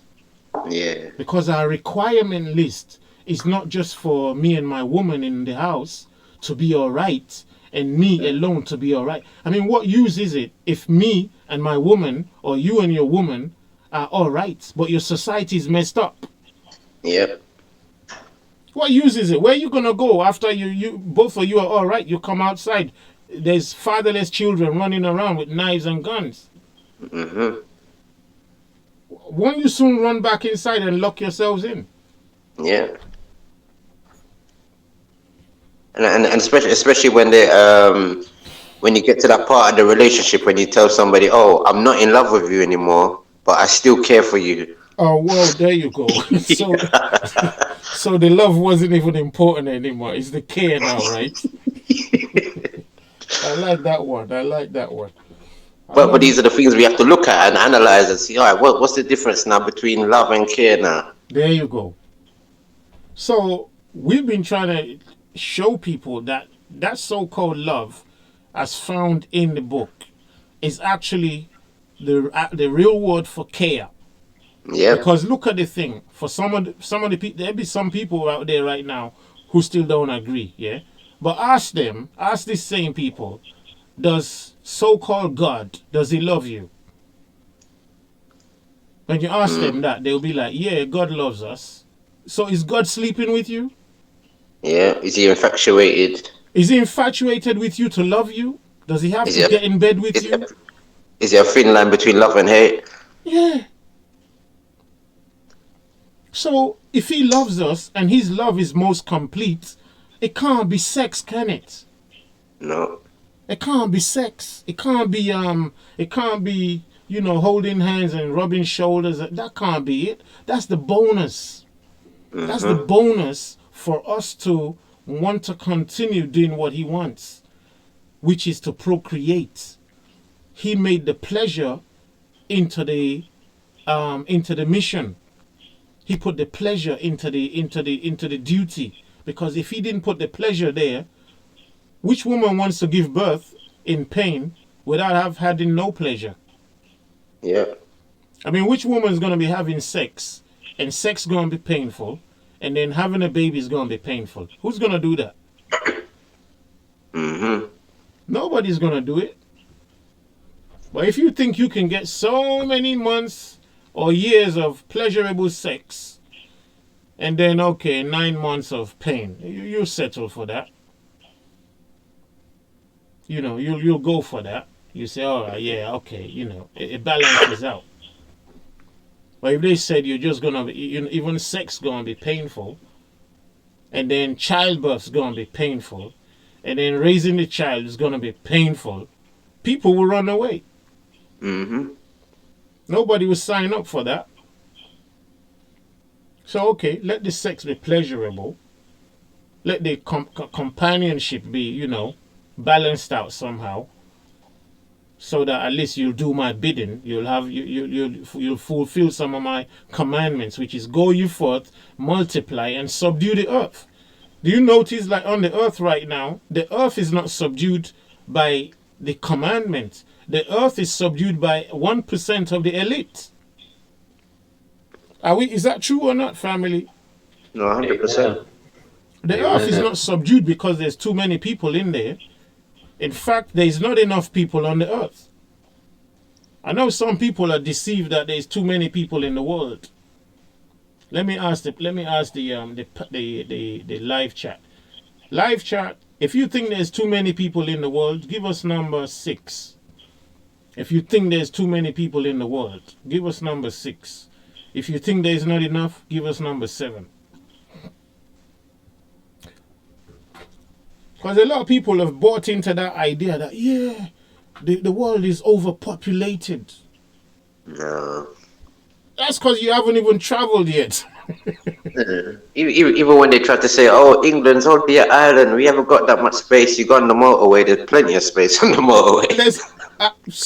I didn't know you've been on the motorway. I was thinking I thought you're one of the sleepy ones. So you've been on the motorway like me. Yeah, plenty of space. There's plenty of space. It's like too much of it. You see so much space, you want to run back home. And it's shocking. People are living on top of each other, underneath each other, and it's like, mate, there's so much space. Man. I mean, one day I traveled to Europe. I drove, not just one day, but quite a few times. But like the first time I did that, driving, drive all the way to Eastern Europe, I was like, damn, where's everybody? Yeah, because once you leave the towns and the cities, there's nothing to see. It's just wide spaces with a few cows and sheep and barns. It's just, where's everybody? What are these people telling us there's too many people on the earth? Where's everybody? And not only on this continent, every continent you go is the same. Yeah. But the Creator said, go you forth, multiply, subdue the earth, have dominion. But they cram us into cities and make us start having sex with each other, but no children. Yeah. And they tell us one by one, you can keep swapping the girls, but don't marry them.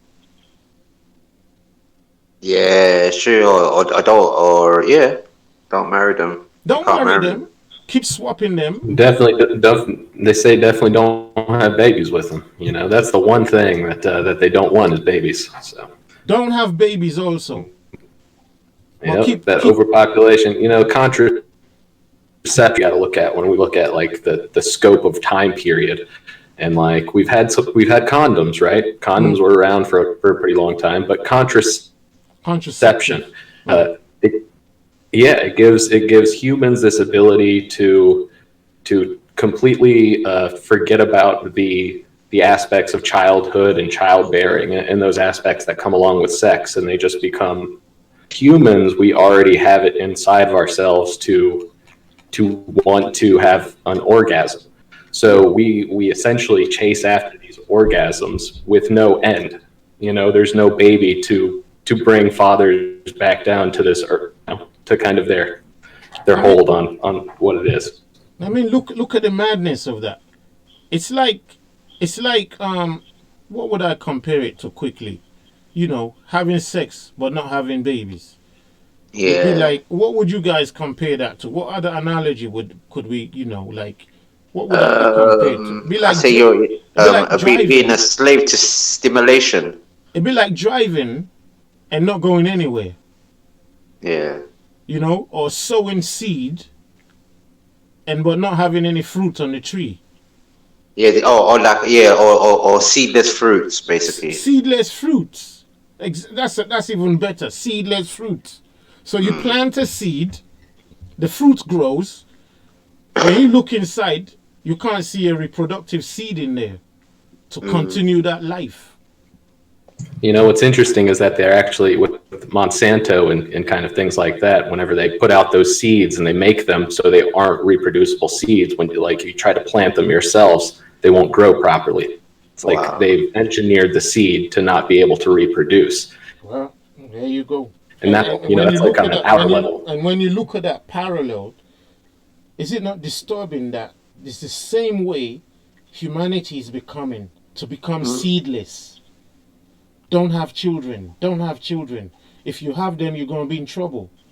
Yeah, unfruitful. Unfruitful. Everything that lines up with Scripture. The Most High said, "Go you forth, multiply, be fruitful." They say, no, don't worry about that. we can't have you. You can't have any fruits. We don't want you having fruit. You know, we're gonna provide the fruit. You just carry on walking. You know, where the Most High says multiply, they say no. We do addition. One at a time. One at a time. One at a time. One at a time. And if we don't like it, we do subtraction too. Into division. Into division. Yeah, there you go again. Everything that can produce life, continuing replicating life, they want to shut it down. Yeah. Everything that will stop life, they're promoting that. I mean, right now, in Africa, they're busy pushing homosexual, LGBT, they're busy pushing it on the youth. Now, somebody who don't know what Africa is like would think, oh, they're just trying to do the gay and lesbian people a favor because they're persecuted so much. You know, give them rights. And nobody should take nobody else's right away. I'm one person on the earth, as a Bible believing person. I'm one person who stands toe to toe with all this LGBT, and I stand with them. Do you know why? Come, family, talk to me. Don't ostracize me. Sort of. I'm not too sure. Why? I could understand their argument. Yeah, well, you see, whenever you find anybody, who is so, maybe, even so, you might say, extremely different to your view, just listen to them anyway. Yeah, true, true. You know, yeah. So my thing is this: look at this example, brother. Let's take Jamaica for example. Oh God, I was thinking the same thing. Ah, bless. So we don't have too much hard work to do it. You see? Yeah, Jamaica is biblical. They see or smell somebody who is gay, they carry stones already. There's stones and sticks, and that person better move out of the community. You better run far. Yeah. Because even if they leave you alone, you just you can't survive. You can't breathe. True. Now, what would they say their reason is for doing that to the person? I think society's made him like that from the start, really. Yeah, but what's their backup? What's their backup? Oh yeah, the Bible as well. The Bible. There you go. The Bible first and foremost. Well, actually, not only the Bible, because I think I moved too fast with your point. The first thing is the Spirit. The Spirit in the people. Even if the Bible was not around, they still don't like it. There's just something about black people, we are the greatest criminals in terms of spiritual crime, but there's certain things we still don't like. Yeah, true. For example, the way we raise our children is different. We like our children to have discipline. Children must respect their parents. This ain't kind of respect like I love you. No. This is I slap your face. Yeah, obedience. Yeah, obedience. This is not just about, if we had our way, our children would look at us like our friend. Yeah. See, so it's just a spirit thing. So even if they took the Bible away and told Jamaicans to not, Jamaicans would still be like, nah. But here's where the hypocrisy is. Their spirit doesn't like LGBT and so on lifestyle or death style. That's number one. Number two, they then have the advantage of having the book to back them up. Yeah. So they can run to the book and say, see, the Most High said, cut them down, burn it. And you ask them, okay, why the Most High say to cut it down and burn it? They'll say because it's wrong according to the Most High. It's a sin. All right. Abomination. Oh, because it's a sin. Oh, fine. All right. I'll see you tomorrow. Then you see the same brethren tomorrow chasing after women and having sex with women out of marriage. True. Then you'll come to them that, hold on, the Bible says to stone you too. The Bible says to stone you to death as well. Yeah. Then they get like, well, you know what? That's not a real big sin. It's not a real big sin. It's not a big sin. Show me where it says big or small. Sin is sin. Adam didn't do anything gay. Adam didn't sleep with any woman. Adam just listened to his wife. That's all he did. That's all he did wrong. Yeah. That's all he did wrong for the whole calamity on the earth to come onto us. So, all of you who say stone gays, kill gays, you need to be killed and stoned first. True, yeah. No, brother, have I made a point or not? No, definitely, yeah, because you have to analyze, you have to look at yourself first and throw the first stone at yourself. Let me ask. Well, you're also condoning murder at that point. Let me ask the panel. Panel, if you think I've made a point, just give me a number 7 there. If it's a true point, make it 7. There's a reason why I'm saying what I'm saying. All right? Because a lot of people are hiding behind religious high ground to persecute so-called others. But they themselves, they're not doing righteous either. And in fact, they're doing even worse.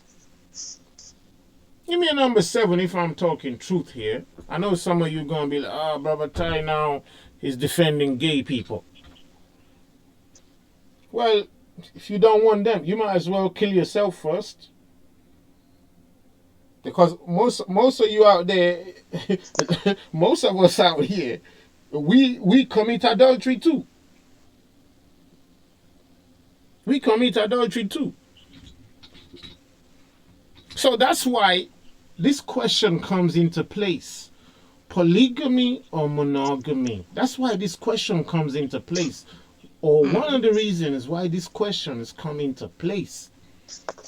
Because we have a situation on the earth where, you know, the way they've pressurized the humans right now, yeah. And we can go on and break this kind of thing down. I mean, look at some of the surveys they did, yeah. I think they put like 2/3 of extramarital affairs. Guess where they happen? In Caribbean. Huh? When black people can't black countries. I'm not even talking like in a country, any country. I'm talking in let's take England for example. 2/3 of extramarital affairs happen in the workplace. Yep, yeah, true. I mean, look at that. Half of the people going to a workplace already have somebody they're worshiping already. But they spend more time at work and so little time at home with the person. Yeah. And look at the problems that happen.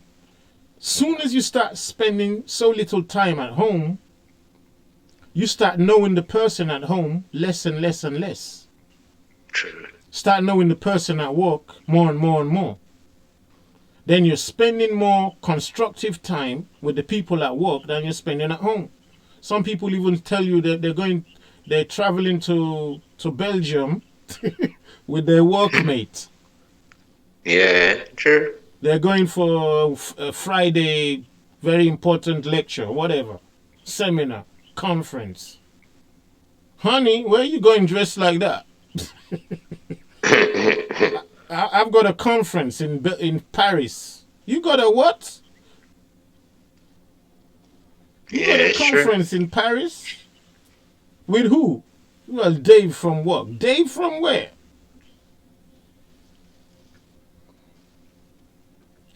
No, it's so true. Yeah, and you know, 2/3 of like, but our problems don't even start from their family. This brother type banging on the beast right now. Our problems don't start from there. Guess where our problems really start, family? For those of you who's Christian, who is Muslim, who is Israelites, whatever. Guess where our problems will start? Sexual immorality. Guess where it starts? This is the reason why I say to people, you don't know what you're talking about when you're talking about, yeah, we're following God. I'm using their words. Well, it surely must be God you're following. Because if it's our creator, our system can't be like this. Because everything's upside down, but people still say they're following the creator. I'm saying how? We surely ain't following him 1 inch. We ain't following him 1 inch. So, you brothers got an answer for me? Guess where our problems really start? I mean, like on a reasonable level. Guess where these problems start? Sexual immorality. Guess where it starts? It starts in high school, college, and university. Even in primary schools. Say again? Can you brothers hear me? Yeah, I can hear you. Yeah. I can hear you. Our problems start. I was staying in the cities. Sorry, I think your mic is off in a bit. Brother Ole, are you speaking? I think it's... Yeah, I don't know what's happening to your mic. Your mic seems... Sorry, yeah, I was just saying it's a bit different with the schools in the country or the town. Yeah, sorry, your mic keeps cutting off. I don't know if it's... Try again. I was saying it's different with the schools in the city and the town or the countryside. How do you mean? I think in the city is a bit more. How can I say? Materialistic, one could say. No, you know what I'm looking at? Yeah, I'm looking at the fact that I'm focusing or keeping the focus more on the sexual sexual relationship marriage model that we've adopted, and to see which one works better, and then to look at the roots and some of the comparatives involved. That's what I'm trying to focus on right here. In like I'm saying, for example, yeah, I'm saying for example, half of the people who go to universities, college, and schools are Christians, yeah. So, and even some of them don't go to church, but they will still tell you that they're following, you know, some kind of moralistic code, i.e., don't just let yourself become a cheap whore. You know, don't just sleep with a boy if you're not really ready. Stuff like that, yeah. But they don't go as far as telling you why and what it is they're getting their moral code from. And then half of these people go on later to get married in a church. And by that kind of association, you know, we associate a church with the Bible, don't we? Yeah. Indeed. Yeah. So with that kind of understanding, people now classify themselves as a Bible Christian believer and so on. But I'm saying that is one part of the problem in terms of speaking about how our relationship models. So we got the model which is adopted in this kind of area called monogamy. And this monogamy, you know, stipulates even by law to say only one man and one woman can get married, or as they've now added, one man and one man, or one woman and so on. But it must just be 1 to 1. They don't allow by law to say one woman can marry 5 husbands or one man can marry 5 women. They don't. It's not allowed. So I'm saying that's the point I want to look at the thing from, and look at the consequences or effects on society when we adopt either of those two. You see what I mean? When we adopt either of those two, are there any benefits? Example, are there any benefits to being monogamous? Is there any? I'm gonna put the question to both of you right now, and both of you, I don't know you like on that level, but do you think monogamy is better, brother Ian? Would you think monogamy is better? What's your view? Which is the better one? I don't know if you've checked it before, but feel free to say your mind.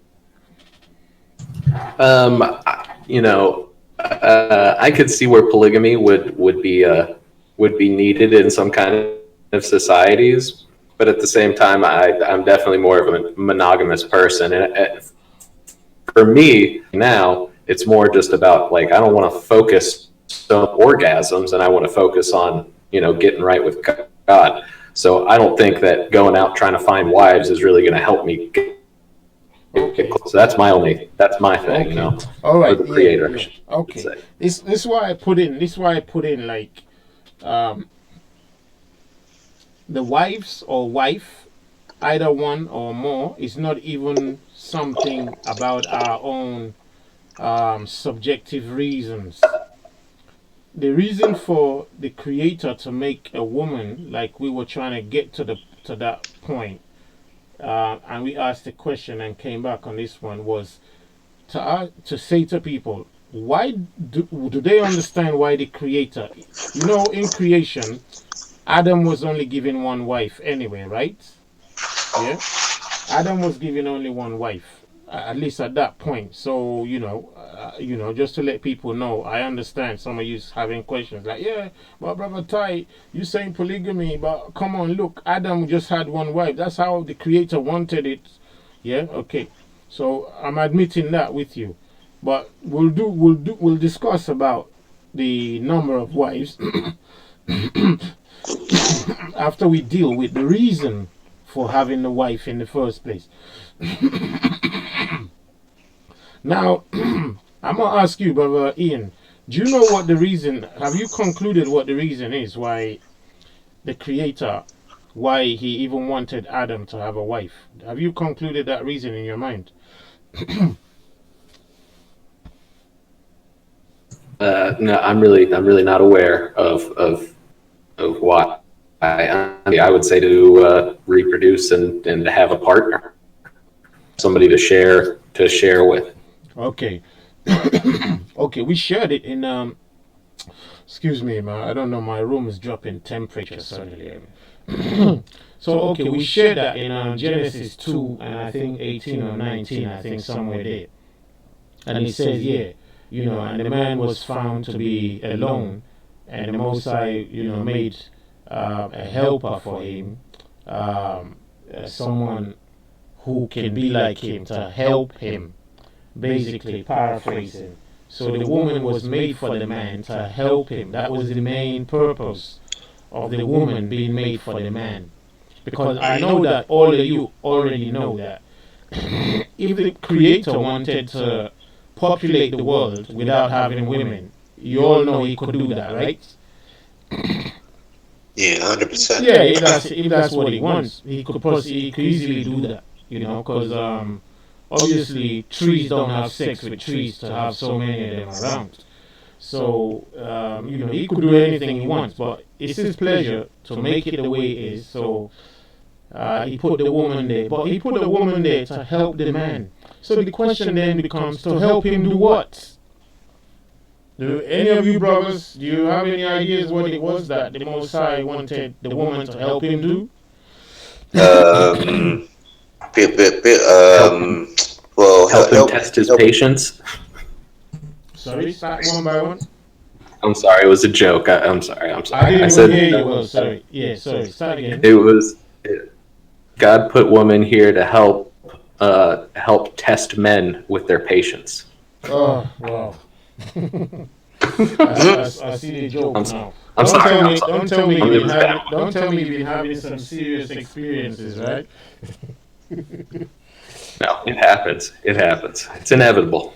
Right, yeah, it's inevitable. It happens. We're in the world right now. Yeah. I was gonna say, help him cultivate or rule over the land.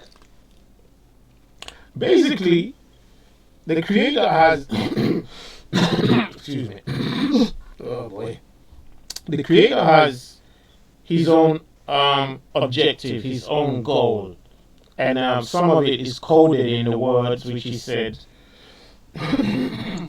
Excuse me. Let me get the scripture so I can quote it properly. Give me a second. All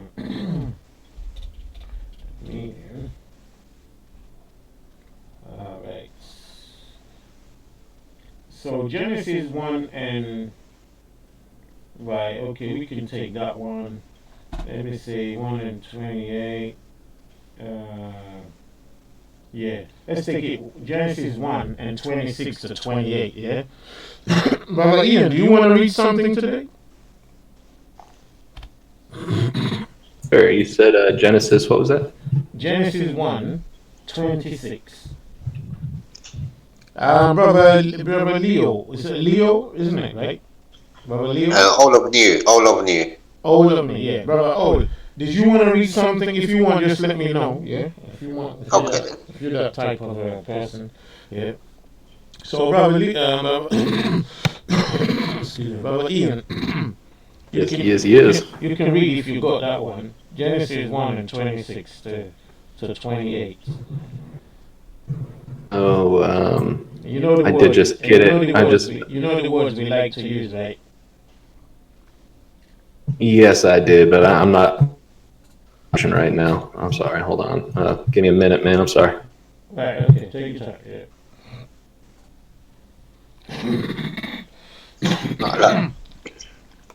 Like another good example is like even Jamaica as a country, they really do not lack the gay laws, but for instance, they already initiate the gay laws and not the medical marijuana laws.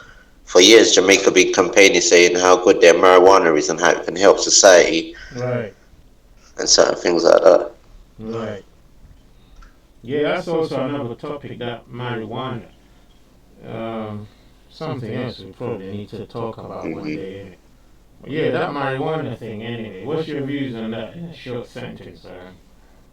Well, I don't think the Rastamans had the key all along, really. Sorry, I say the Rastamans had the key of like utilizing it and. Oh yeah. I mean, you know, my go and come about it is, there are obviously extollable virtues in marijuana, but I don't know if it's. I don't think the smoking part of it is the best way to use it. Yeah. I think that's just the problem I have with the marijuana. I think if we would eat it like the herb, like some Rastas like to say, yeah, it's given for the healings of the nation and it's a herb, blah, blah, blah. Yeah, it's a herb. But don't say you need to smoke it into your brain. But and that's another thing. I think there's even like a chapter in the Bible where it says the burning of the sacrament, and it tells to close all the temple doors and windows and burn the sacrament. So it could be that way. There was like inhaling the weed and things like that. Burn the sacrament. Yeah, close all the doors. You know, like on Friday when you see them in the car and they roll down the windows. Right. Wow. I'm gonna have to read that one as well. Burn the sacrament. So that one means burn the grade A ganja. Yeah, and then close all the doors and the windows. Don't let it come out. And what I find funny is, if Rastamen and some of them who claim to be in the Bible, if they're gonna go that deep to make a point, I wonder why they can't go so deep to make all the other points in the Bible. Yeah, no, but I'll be honest. It's a lot of us are just waking up now to the revealing of the true word. The true word, one could say. Right. Like a lot of them are sort of changing their ways as well to the way they used to live, in a sense. You're right. Actually, I must agree with you on that one. You're right. Me myself, as in a heavy mist of that kind of living, so I agree with you on that. All right, that's a topic for some day to come. For real.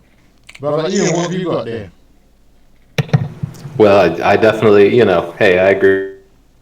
The way that it's used is I think the society that we live in is a part of just consuming and consuming and consuming.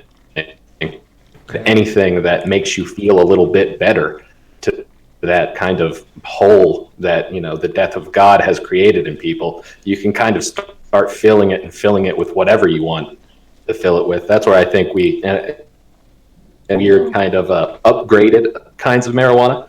Yeah. That we see. I think back in the day. Mm-hmm. Sorry, go ahead. It wasn't like that. It wasn't like that back in the day. It wasn't good. So now it's become, the potency has increased it to this level of the amount that you pay for, or you know what I'm trying to say. The amount or how much you pay for the small amount that you get compared to what it was before. It has turned it into more of a drug. Whereas before it wasn't as much of a drug, but now that we've gotten our hands into it and have sprayed it with a bunch of Roundup and all that kind of crazy shit, it's becoming commercial rather than. Yeah, no, 100%. He's right. Because I'll be honest, now in Jamaica, so we're not going to get a lot of good. Yeah, you're not going to get a seed is tainted. So yeah, that's yeah. I do have that scripture. Oh yeah, go on, brother. Yeah, go on, brother. Okay. Respect. All right, cool. It's 26, right? Genesis 1:26. Yeah, 1:26 to 20. 28. All right, all right. And the Creator said, "Let us make man in our image, after our likeness." Say, and life said, "Let us make man in our image, and let them have dominion over the fish of the sea." Now that's the reason Owl why of he the made. air. Hold on, sorry. That's the reason now why he made man. It's in there. It's in that sentence there, but it doesn't stand out so much unless one really slows down. Let's start again. All right, all right. And life said, "Let us make man in our image, after and let them have dominion over the fish of the sea, the fowl of the air, and over the cattle, and over all the earth, over all the earth, and over every creeping thing that creepeth upon the earth." God created man. So God created man in his own image. In the image of God In created. the image of life. In the image of life. So life created man in his own image. In the image of life, male and female created them.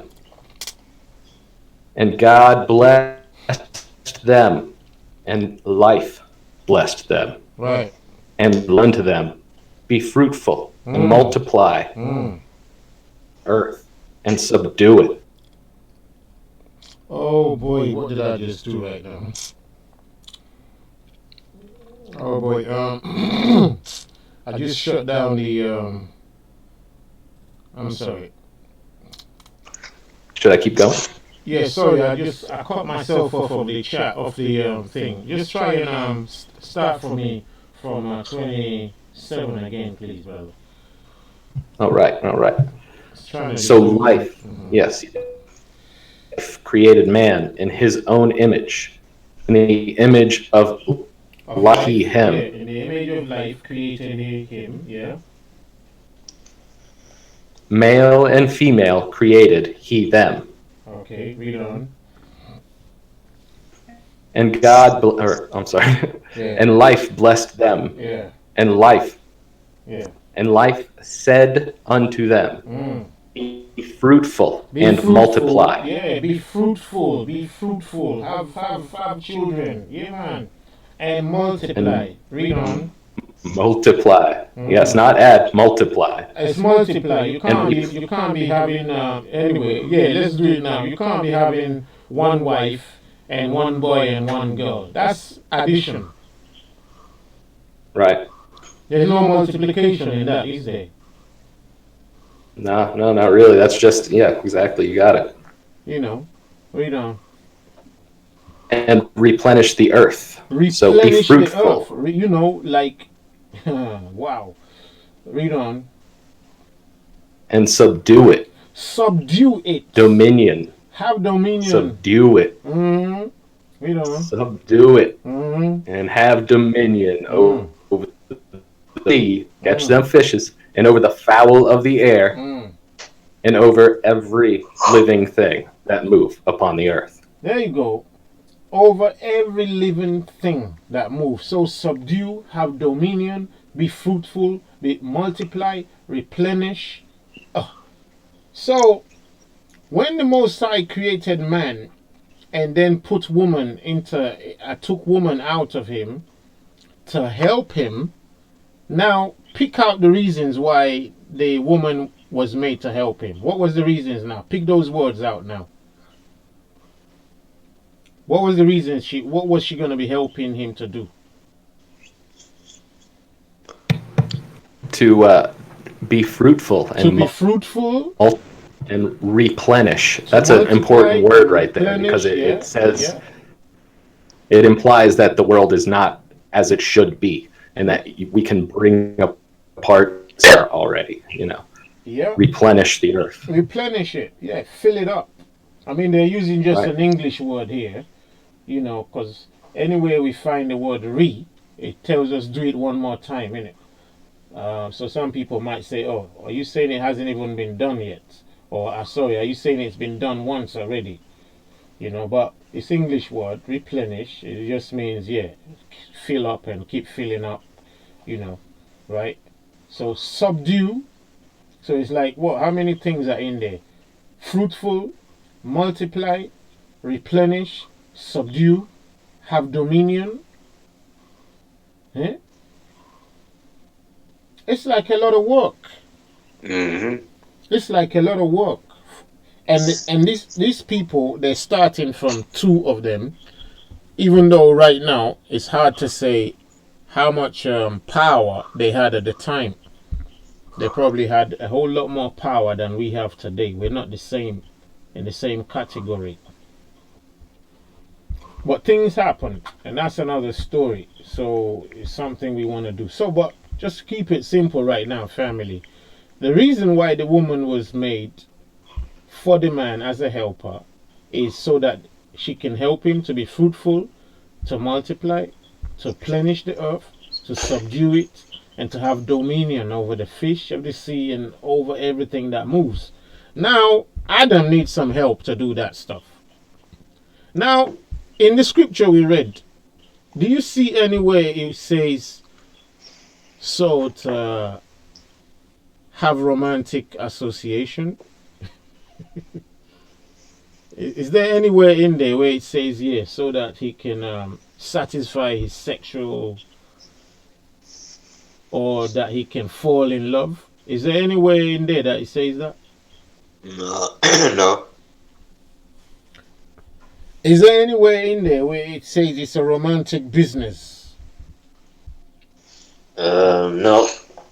It actually don't mention nothing to do with that.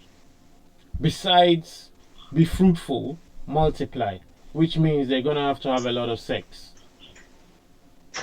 They definitely will need to have that to be fruitful and multiply. I know some people that say, but Ty, that word is so... No, it's a real life we're talking about. So don't, let's get back to the ground level. Because you all understand when we went into the Bible, it says that both of them were naked and they were not what? Clothed. Yeah, they were both naked. They were not, but they were not what? But they weren't ashamed. They were not ashamed. They were not ashamed. We don't need to be ashamed right now if we want to be real. We don't need to be ashamed of using the word sex, and that makes you ashamed. If saying the word sex makes you ashamed, just look into the world we live in. There's heavier words should make you ashamed. Mm. Yeah, there's some horrible words out there that should make us really ashamed. But it's not. But we're getting offended by natural descriptions, which we all do. We all actually do it. It's not like we don't. It's not like we're not supposed to do it. We do it. And it's and people don't want to mention it because they don't want to talk about it, because if they do, they'll have to make corrections about it. So people will pretend that, no, let's not mention sex. He just mentioned sex in church. He's a sinner. He's a sinner for mentioning sex in church? Show me where that's a sin in the Bible for mentioning sex. It's not a sin to mention sex. It is a sin, however, to mess about with sex. That's a sin. But to mention it, there's nothing wrong with that, because it's something we do, something we must do.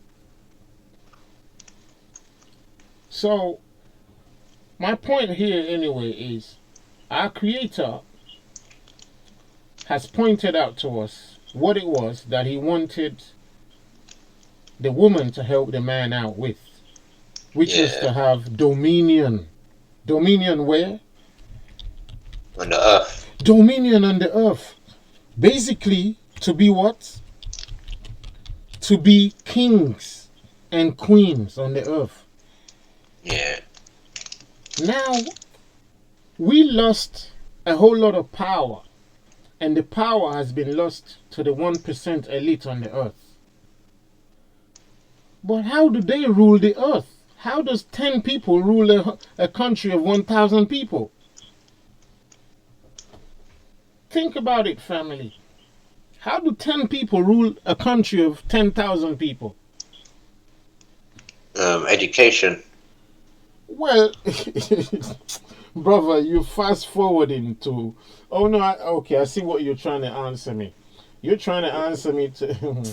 What I'm saying is, no. What I'm trying to say is, how did 10,000 people allow that kind of thing? If you see what I'm saying.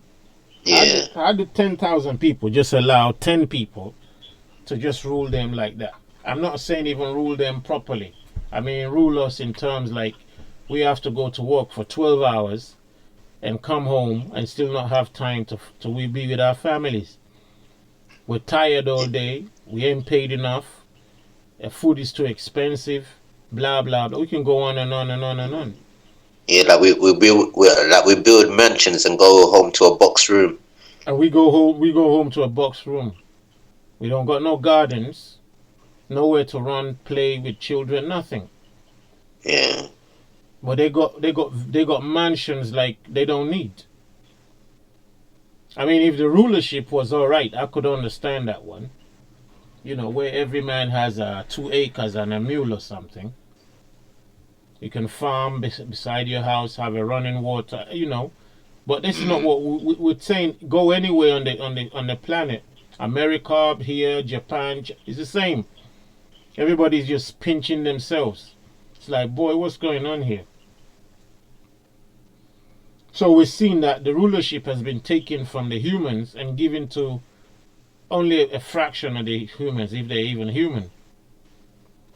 So we have a serious problem.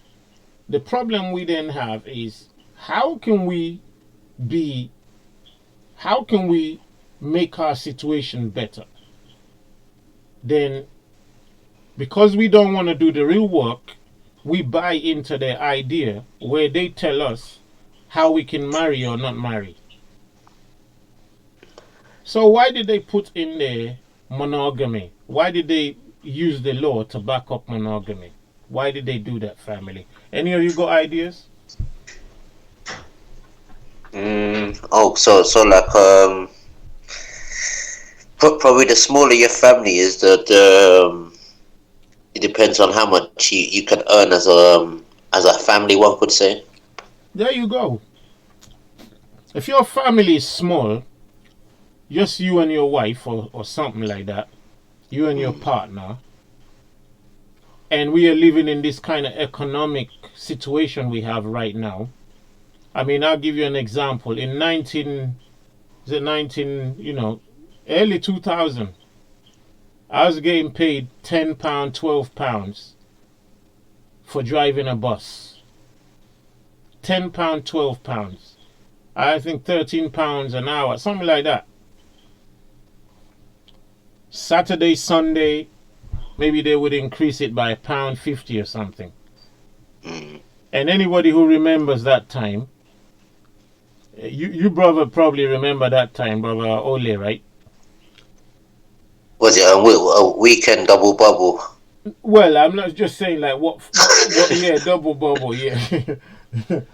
But you remember like how expensive things were, or what prices were things at that time? Do you remember? Yeah. In London or I don't know, UK.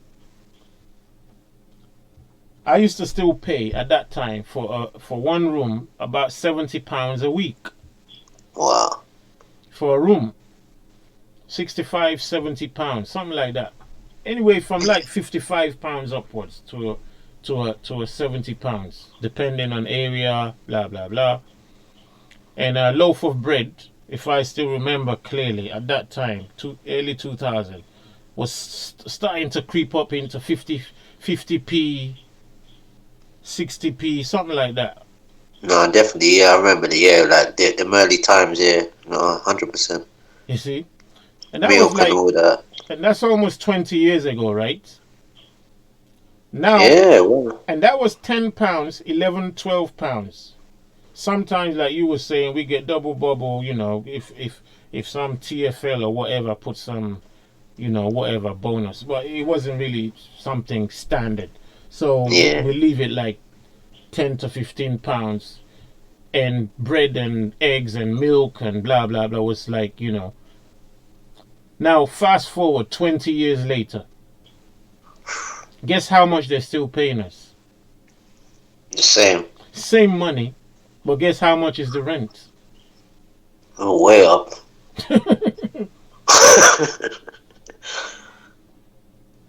Never mind car insurance. Literally doubled if that. Double? This is triple, brother.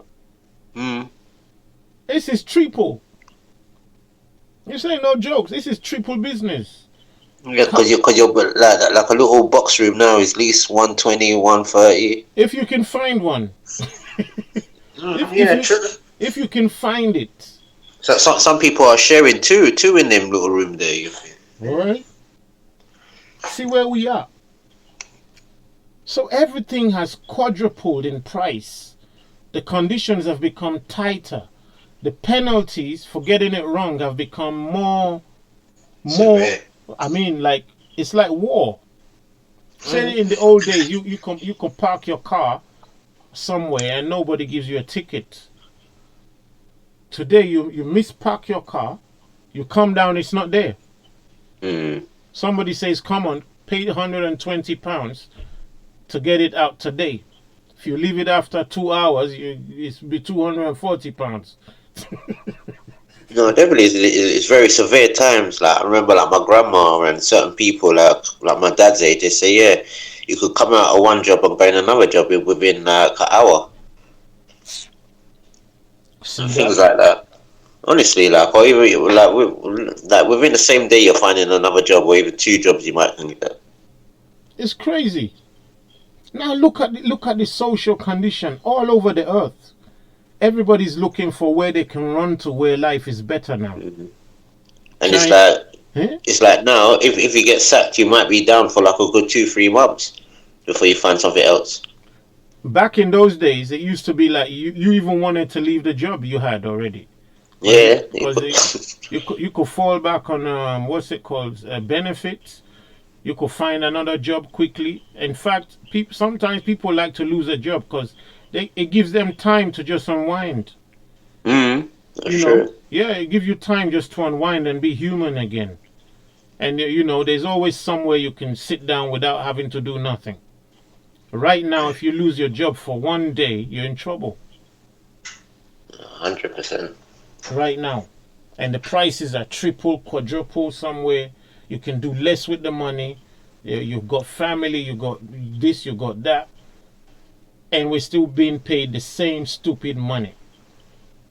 And brother, if it was not enough for one person, how can that person have a child now? 2 of them have a child, yeah? How can that money ever be enough? Now let's look at what it means when you have a child. When you have a child, it's not the same as when you were by yourselves, just you and your girlfriend. Even boys and girls we're not talking about the highest earners. We're talking about the mid-range earners right now, family. Because I know some of you are going to tell me, yeah, brother Ty, just get a bigger job. That's not the point. Everything comes with a cost. Yeah. You get a bigger job, it just means you're really tied in. You're really tied in. And don't forget, you can pay more. You can stretch you pay more bills then, basically, in a sense. Well, I mean, anyone who gets a better job, you're just asking for bigger responsibilities. There's no way you're gonna get a better if you're making 30,000 a year and you get a 60,000 job. You're not gonna want to live in the same area anymore. Yeah. You're gonna want to go buy a house somewhere upmarket. Well, you gotta pay over there. And how do you get to that job? How do you get that job? No, where do you have to go to get to that job? Oh, there you go. And the things you have to do to keep it. Once you get it, you can't be yourself anymore. All them brothers and sisters you used to play with around the hood, you can't be mixing with them anymore. I have some people who work in a bank. They can't mix with everybody. They've been given instructions not to mix with anybody. So suddenly families are being divided over this whole social situation. But my point is focusing back on relationship types of marriages and so on. Then people have children. You have a first one, you're in trouble. You have a second one, you're in prison, innit? if you're having children, if you have the first child, you're in trouble. Unless you got family to back you up and all that, babysitter, somebody to come help you out while the woman is pregnant, and so on and so forth. Some of you who've been through it know it, right? Then after the child is born, so one of you has got to stay home while the other goes to work. Let's hope everything went well. Then after you come out of that, now it's raising the child the way you want to, the way you have to. And then suddenly the child is ready to start going to some kind of so-called school. And you're ready to go back to work to make up for lost time. It's not just lost time. Now you got to recuperate a whole lot of backtrack money just to support the new child. Now you've entered a different arena of going to work, both of you, and where to keep the child while you go to make your 60 hours work out for you. Yeah. So a lot of people have the issue of child minder, babysitter, stuff like that. And that doesn't even include the extra education you might want to give your child. That extra attention that you couldn't do because you're not at home. That you're going to, we're in a competitive environment. And so on and so forth. And the list goes on and on and on and on. And we can't cover all of it now. So my point is, anyway, as I found in my example, just in case somebody might say I'm generalizing, yeah. As I found in my example, and not to say just only me, I look around at what's going on, books, study our society, and so on and so forth. And you can see the same problem all across the board. No, 100%. 100%. Yeah. So we have a situation where we don't only have, we as Israelites and people who believe in the Bible, we don't only have the mandate of looking after ourselves for ourselves alone. We have the mandate of doing something our Creator asks us to do, which is to go forth, multiply, be fruitful, dominate the earth, and then spread His message, especially right now. So we say we love the Bible, we love to tell people about the Creator. How are you going to do that with all these problems we have? Yeah. When our problems hardly allow us to leave our so-called box room. How are we going to do that? Then I have a Yeah, go ahead. I have a saying real quick that I'd like to give everybody, and this is something that I say to myself all the time, or that I've said to other people, is that you can spend a lot of time making money, but you can't spend any money buying time. You can't get time back. Very true. That's what's saying. That's what's repeating. You can spend a lot of time making money, but you can't spend money to get time back. You can't buy time back. So, and our time is the most important thing, because it's the time we needed to do something. Excuse me. Some people might say, yeah, you know what, when I get some money, I'll go and do the work. But when do we ever get the money? We thought we would get the money in the 90s. It didn't happen. Thought you get the monies in the 2000s. It didn't happen. We're almost in 2020, and we still ain't seeing clearly. Yeah. So I'm talking about those people who want to do the work, who say, yeah, I love the Most High and blah, blah, blah. But the reality is, most of us are bound down because they've made it's like Bob Marley said. How did Bob Marley say? Did he say rat race or something like that? Yeah. It's a rat race. Mm-hmm. We can hardly look up. We can hardly do anything we want to do, We can't travel. We can't, just go somewhere with our families. We can't relax. Can't even go and have a massage just to distress your body. I mean, there's like it's like I mean, boy. Anyway, so my point is focusing on that. This is where I'm coming in. This is touching. This is hard. All right. Yeah. We like the romance. We'll sacrifice the kingdom for the romance. And this is especially our women. Our women, they want to have exclusive rights to the man. They want to have exclusive rights to the man. This is all women I'm talking about. Our women. All right? Yeah. They want to have exclusive rights to the man. Basically, if you've watched the lesson Adam to Eve on our channel, some of you don't know that one because there's so much I can't say in this short message, even though it's dragging on to 6 hours now. Or so much I still can't say, all right? But go and watch that thing first, Adam to Eve, all right? Basically, it just shows us how the whole agenda got switched around. So our Creator made man, and man should listen to the Creator, and out of man came the woman, and the woman should listen to the man, right? Yeah. But instead, the whole thing's been turned on its head. The man is now listening to the woman, and the woman is God right now. Yeah. The woman is God right now. At the same time, she's not getting what she wants. She's not even getting what she needs. Even though the man has made the woman God, she still won't get what she needs. So it's full of heartbreak. It's full of desperation. It's full of broken homes. It's full of children out of wedlock.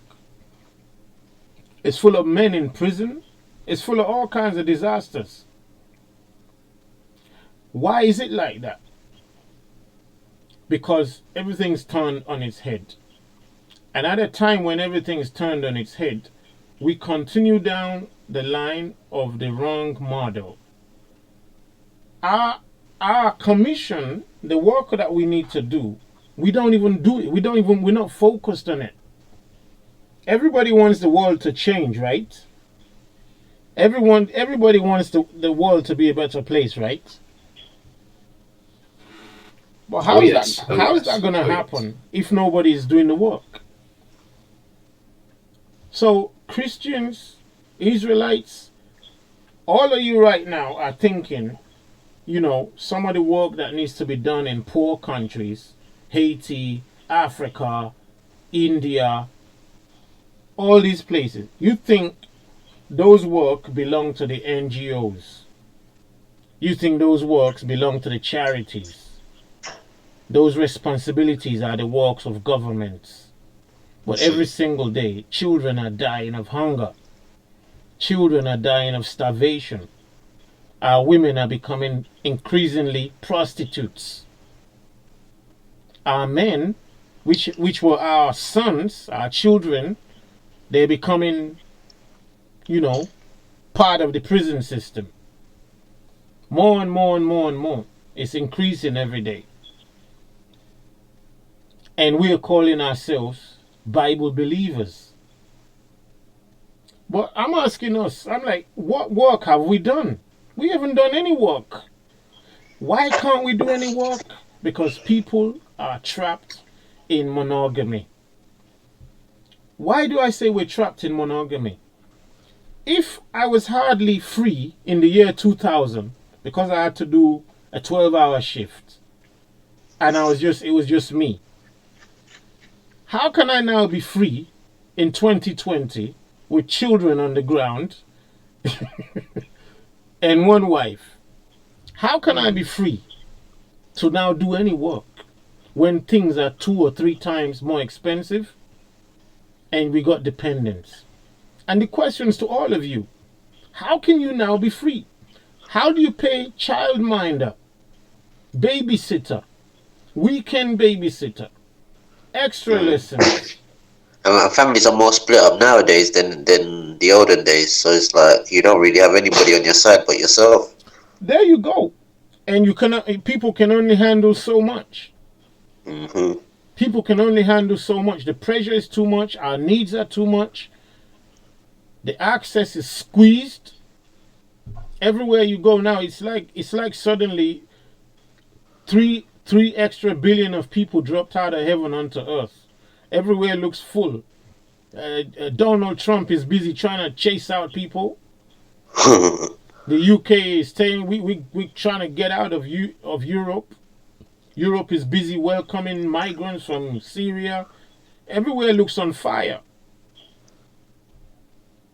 Jobs ain't producing the right amount of money supposed to pay people. Yeah. If they get paid, you go in the shopping malls, nobody can buy anything. Everybody's just staring at the food. You have a quick look at the price and you put it back down. People are trying to cut corners, but they cut so many corners. The only corners left for them to cut is their own flesh. Yeah, it's literally got to the point now. It's cheaper for you to make your own bread. Back in the day, it was cheaper for you to buy bread now, but now it's cheaper for you to make your own bread now. If you got time, right? Yeah, all right, order. Exactly. If you got time to make bread. I suppose you're talking about the unemployed making bread, isn't it?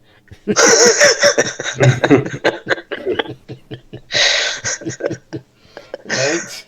They go all the time to make the most healthiest bread. Yeah, man. Well, only the unemployed can make bread like that. You tell me, after a 10-hour shift, you wanna come home and start making bread?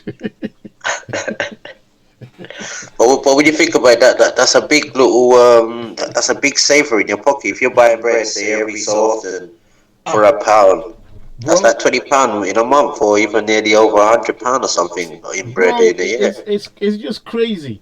You know what helps people get by, yeah? You know what helps us to get by? We just don't want to check what we're doing. If we check, we'll break down. Yeah, no, it's true. It's like you go to Tesco's or wherever you have in your country. You buy a pack of nuts or a bag of peanuts or something. It's like they've counted it in there, brother. If you pay like, £2 for a pack of nuts or peanuts or whatever, you start counting it. 1, 2, 3. It's like they've put 20 in there. Yeah. Each one is like a 10p or something. Before they would just fill up the bag, man. Yeah, true. They just fill it up and, maybe they'll weigh it. But right now it's like, they count the pieces in there so meticulously. They count it in there. And you're like, this is £1.50? Where's everything inside? Yeah. Everything's becoming like... So anyway, my point, trying to get back to this thing, is because of all these reasons, and I can give you a perfect example if we had time. And I just realized, even though it was always on my own serious mind from a long time, that, monogamy doesn't work. Just to put myself out there, I come from a family where my grandfather on my mother's side and my father's side, they had about 8 wives each. Wow. And I got the pictures to show that. 8 wives each. Those are the ones who were in the pictures. These are not extramarital affairs like outside. No, this is the ones in the family. I wish I could have, put the pictures up today. Yeah. On both sides. I counted them. I've got pictures of the 2 of them. 8 wives each. And out of that comes a whole big clan. A whole big clan of people. So when I tell people that my dad alone has like 30 children. 30 children. Like at least. And, wow. Yeah. So, because people sometimes think, oh, you're just, no, I ain't making up no stories. So, the model that they practiced at that time, it was measured for the time. It was measured for a purpose. The purpose was to dominate. Not dominate at the expense of somebody else, but to make use of resources and not be at a disadvantage. Not being able to do anything. I mean, look at us right now. All we seem to be able to do is go to work and get paid $10 an hour. That's all we seem to be able to do, family. True. If they stop that job today, we got nothing else we can do. There's no farms outside our house. There's nothing. And we ain't got the seeds no more. We ain't got the seeds no more. And the seeds we have, we probably eat one fruit and that's it. The fruit got no more seeds as well. There's no more seed in the fruit, like you said. So you better be careful when you're eating that fruit. Make sure you don't finish it. Try and put it back in the ground and hope it grows like that. You know, you want to go somewhere, even for an opportunity. There's no childminder. There's nobody you can leave your family with. If something happens to one of you, and you don't have any family backup, you could be out of your job. You could be stressed because you can't pay your rent. You could be, I mean, it's just too many things which, you know, to go through all of it right now. Huh? But do you think because we ain't living in our own paradigm, that's why we're finding it so hard as Israelites? 'Cause I think maybe other nations are finding it easier. Well, you know, say for example, yeah, in this country, like I come to this country back in my late teens. Even though I have a lot of family here, I don't have second generation family like who already say they bought houses and, you know, and we just have that benefit like, yeah, just stay at home. You don't need to go to work. Some people who have second generation, maybe some of them already have their grandma already, you know, walked her fingers off, walked off her bones off, and they managed to buy a house so that their children right now, at least they have a home if everything else goes wrong. You see what I mean? They can always go back to that house. I didn't have that. But back home in Africa, we have stuff like that. But just not here. Because when our parents were coming here, they didn't come here to work. They never thought Nigeria, for example, was going to go down the hill. It was like Nigeria was a serious, wealthy country. Still is. So nobody planned to buy a house here, anything. No, nobody. I don't even think anybody from Africa even thought about that. Because things were just seriously okay. Seriously okay. To the point that if an African came here, they consider all of us as one people. Be like the Arabs come to London today. They think all of you is rich billionaires. Wow. Yeah, that's how Africa used to be at that point. So nobody thought about buying a house, blah, blah. Nobody thought like that because home was all right. And who wants to buy a house in the cold anyway? Yeah, true. Ain't nobody wants to live in the cold. A lot of them were packing barrels, packing trunks and everything like that. Yeah. See, even people from Jamaica and the Caribbean, if they had enough money, why are they going to come and live in the cold? Yeah. Don't make sense. And they always seem to be packing something like just in case they have to leave. Yeah. That's the funny thing. I don't think there was many people who thought they were going to stay so long. Not settle like, you know what I mean? Yeah. You know, that's why that Windrush affair became a problem for many people because many of them probably didn't think like they're going to stay this long here. I mean, just do a little bit of work and go back home with some money and live under the sun with your fruits which have seed. You know what I mean? Yeah. You know, eat your own real food, raise your own farm. But they've taken all of that from us and they've made us into... So anyway, our families back home were able to thrive and build many kingdoms around themselves because they started doing a communal type of a support system called polygamy. Now, if they're doing polygamy back home, which made them to build up wealth in a short time and build up a population in a short time, and things were much easy, why are we going to live in this seriously evil, wicked, capitalistic nature of a place and think you can make it one man and one woman? What kind of insanity is that? At £10 an hour? Let's break it down. £10 an hour. How much does that come to after 50 hours work if you don't want to kill yourself? And tax. Yeah, it's not taxed yet. Break it down, family. I don't know if we want to do that right now because I hate numbers. I hate numbers. I don't want to stress my brain. But say I don't even want to stress my brain. I know you guys can do that. Wait, there's at least about 70% out of that 50 hours they take back from you. They take back from you. You got to pay it off somewhere. So I can't go into the math right now because seriously, I wasn't too prepared to, bring that stats. I wasn't too prepared. So do forgive me. My fault. So at least say out and say out of 4 weeks. They take a week's worth out of your money really for themselves, and you have to try and work around that 3 weeks of money. Let's even try and do the math. Let's try. I'm gonna push my brain right now. I'm just gonna push my brain. All right. I'm not really tired. It's just that I'm just like fed up talking about it like that. Yeah. Let's try it. So let's take two people. We take two average people. All right. They fell in love a long time ago. They broke their necks. They're in it right now. Yeah.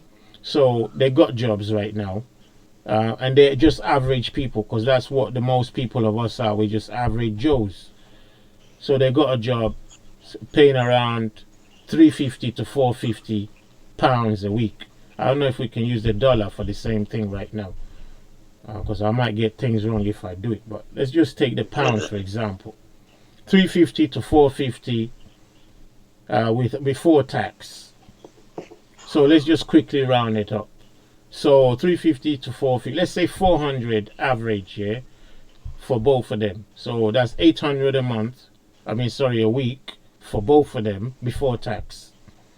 So let's just say 800 a week for 4 weeks is 3,200. Let's say 3,005 before tax.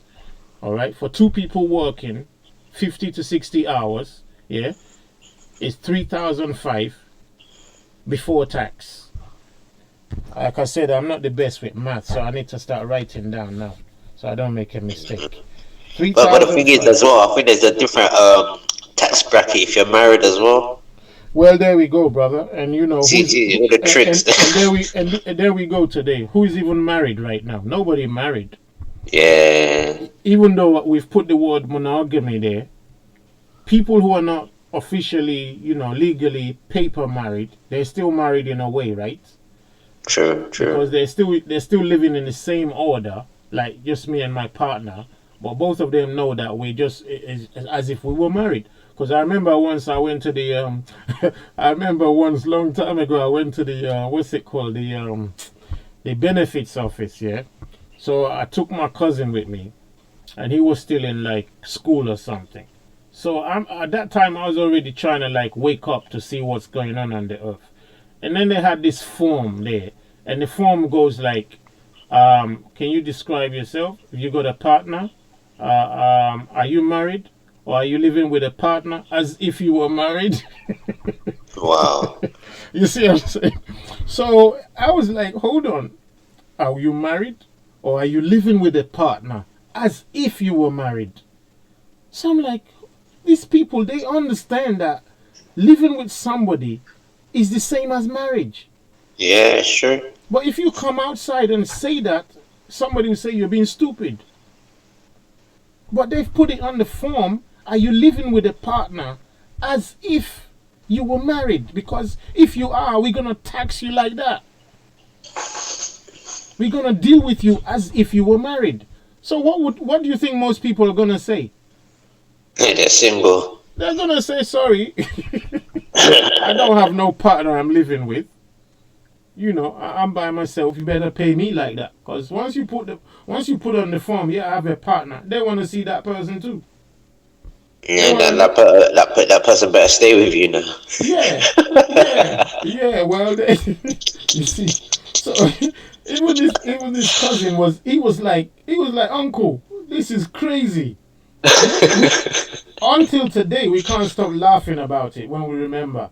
Are you living with a partner as if you were married? So we joke about these things because it's a serious point. That's true. So, you know, they know and, that. and the thing is, if you don't fill in those forms right, they say it's deception and all that type of things. Bro, are they not ready to dig gold out of you, even though they haven't put any in there? Haven't they ready to make you a criminal, even though you're just trying to survive? I mean, that's all they're trying to do. What you say be used against you. Yeah. What we say will use against you. And if you don't know what you're doing, they take more money off of you than they need to give you, even though they've already robbed you before they started. Yeah. I mean, look at all the wealth they're stealing from all the so-called Commonwealth nations. True. Then they bring it to the system here and give it only to the oligarchs. And then when it's time for you to survive, they make it look like you are a criminal just for trying to get some food to eat. Yeah. They tell you, you know, the health system is free. Free? What's free? They tell you, can you show your receipts? I mean, can you show your receipts? Can you, bring this, bring that, bring this? And then they've trained the people at these places to talk to you like you're some filth. When they say, can you show proof of 3 months? They want to know everything about your business. do you have a mom? Do you have a mom or dad back home where you come from? If so, how much are they making? Yeah, what they take? Your bank statement, your this, your address, previous address. Do you have any inheritance coming your way? Like I'm gonna tell you that. I have any inheritance coming my way. Why don't you ask Prince Harry that? Oh God. Do I have inheritance coming my way? Do I look like I have one? and after all of this, like all this paperwork. After that paperwork, they give you $4 a day. They give you $4 a day to live on. Wow. A whole man. Give you $4 a day to live on. You hardly get on a bus for that. Hardly go anywhere with that. To better your situation, to get out of this slavery, this economic slavery. So listen what I'm saying, family. I'm saying you and your partner, 2 of you, you get into a so-called monogamous situation. It's slavery. You can't survive.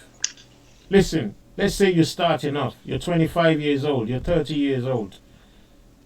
You get into a monogamous relationship. I don't care if you're living together as if you were married or you're actually married. I know they're cutting some kind of tax breaks here and there. But they don't cut it to suit us. They cut it to suit themselves. Yeah. They don't make anything to suit the common man. So, in all truth, some people of the Asian communities, they don't care about all this monogamy and all this BS. They have their ways of working their system around their own families. Just research it. Some of these people have 2 wives, one legal, the other illegal. They save up their money and buy something and do something. You of the Christian fold, Israelites, you're doing romantic marriages. You're worshiping the breast. And don't forget why I'm talking. I'm not talking because I don't want you to have your 1 woman and 1 wife, or 1 husband and 1 wife. That's not what I'm talking. I'm talking in terms of when are we going to be financially free to give us time to do the other work? Because if you're already spending 60 hours at work just to pay your own bills, How are you ever going to come to do the work that the Creator wants? How? Is that even going to be possible, brothers? It will never get done. It's never going to get done. So are we surprised right now that none of the work is getting done? Not at all. Not at all. Not at all surprised. So is Not at monogamy all. working? Is monogamy working? I mean, because that's what it is. Monogamy is a conspiracy, family. I hope you're hearing me. All right? Yeah. Monogamy is a conspiracy. That's why they put the law to back it up. Because look, if me have 2 or 3 wives, all right, I don't need a babysitter. I can buy a house in like 1 year, 3 people working. Yeah. Isn't that true? You have somebody to help raise, and you can have somebody help raise your children instead of always having to depend on somebody else. On somebody else. Which is one of the most. If we have no children that are raised by their parents, they just fall apart. They become a part of that system as well, and then it takes 20 years for them to wake up out of that system and to get back to reality. That's a big problem. Yeah, 100%. I mean, let me give you this small example. I have an older cousin, and for the last 20 years, and he's got a wife, and they got, she used to have an alright job, but they spend the next 20 years just working their heads off, and all it was just to raise the children. 18-hour days is nothing uncommon. Was not uncommon. 18-hour days. I mean, and when you look at what they get for it, I'm like, boy, is this it? It's just a struggle. It's just a struggle. Now, they definitely would subscribe to monogamy. Never mind all the evils that can happen on the back of monogamy, all right? But let's just say we leave those evils to one side for a minute. We look at all the things that will not be possible when you're in a monogamous kind of setting. You can't educate your children properly. You can't even read your Bible. I mean, we've had people come over from Africa who read their Bible for 3-4 hours every day. If you meet them at the airport, they'll just be, yeah, God bless you, God bless you, God bless you, God bless you. As soon as they come into England, after 3 months, it's not God bless you anymore. It's F-U-C-K. It is now turned into F off.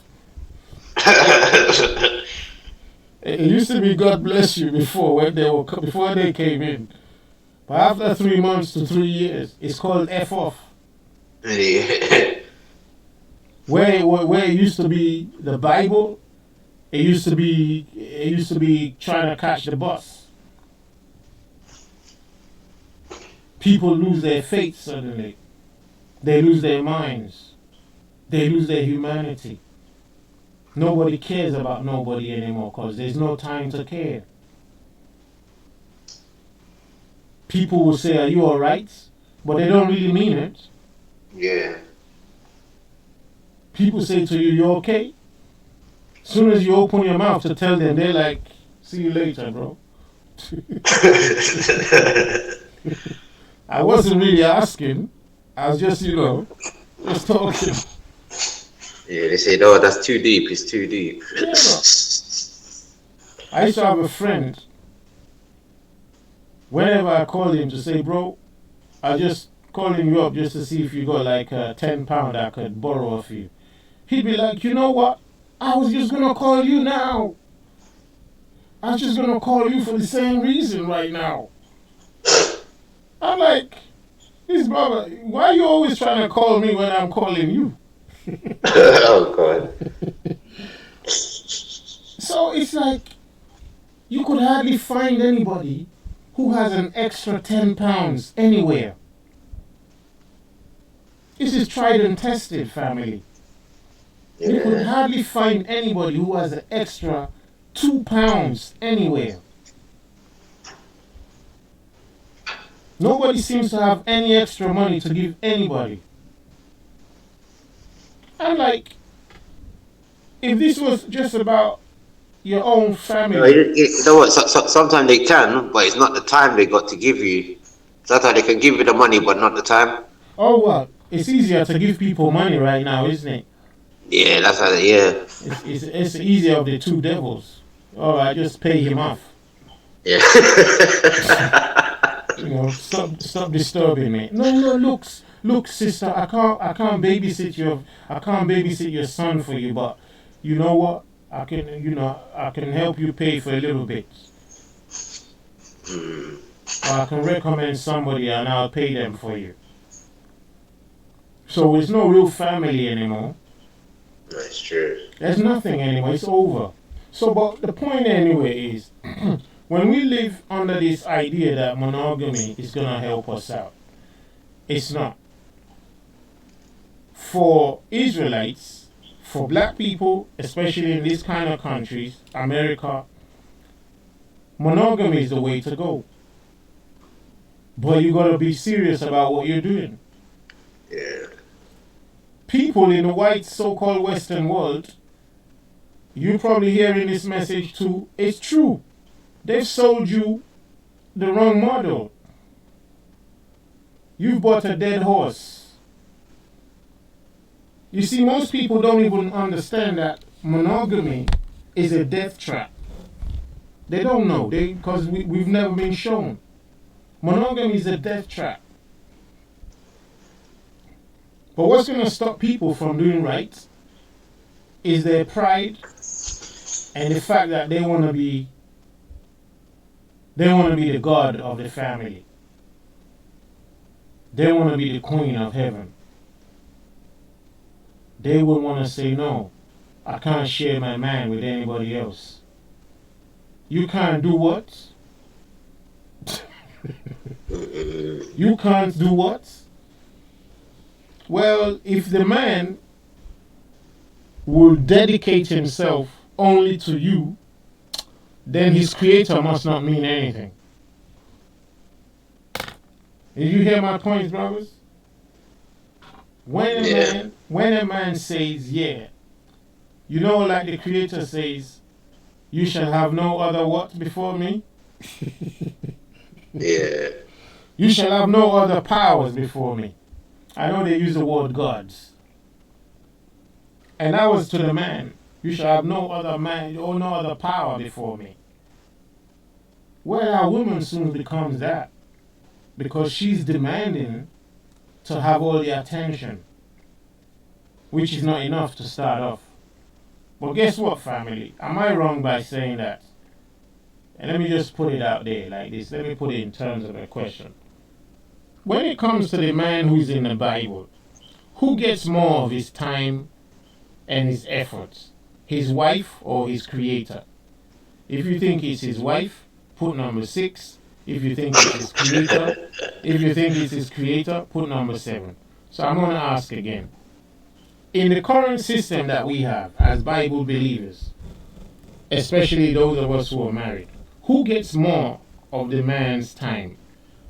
His wife or his creator? If you think his wife gets more of his time, put number 6. If you think his creator gets more time, put number 7. Let me see if people are still awake. We're going to round up in a bit.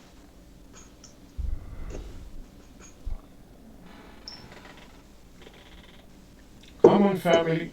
I think everybody's already knocked off to sleep somewhere. Those who are not asleep are probably just signing on at work right now.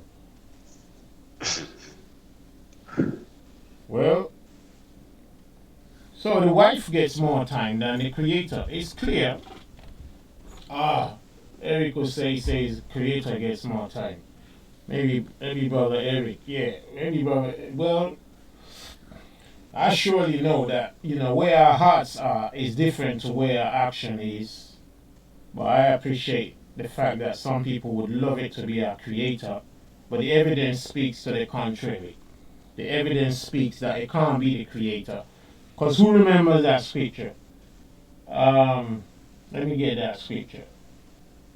What's that? Where's that scripture now where it says, I'm going to try and get that scripture for Brother Ian to read, right? Give me a second. What's up with my computer right now? What's going on? What's going on? Where's my computer going? Okay. I'm trying to get one scripture right now. Let me get one scripture right now. Right. Brother Ian, do you want to read the scripture for me? Yep. Yeah, sure. I'm ready. Which one is it? Matthew 9. Matthew 9.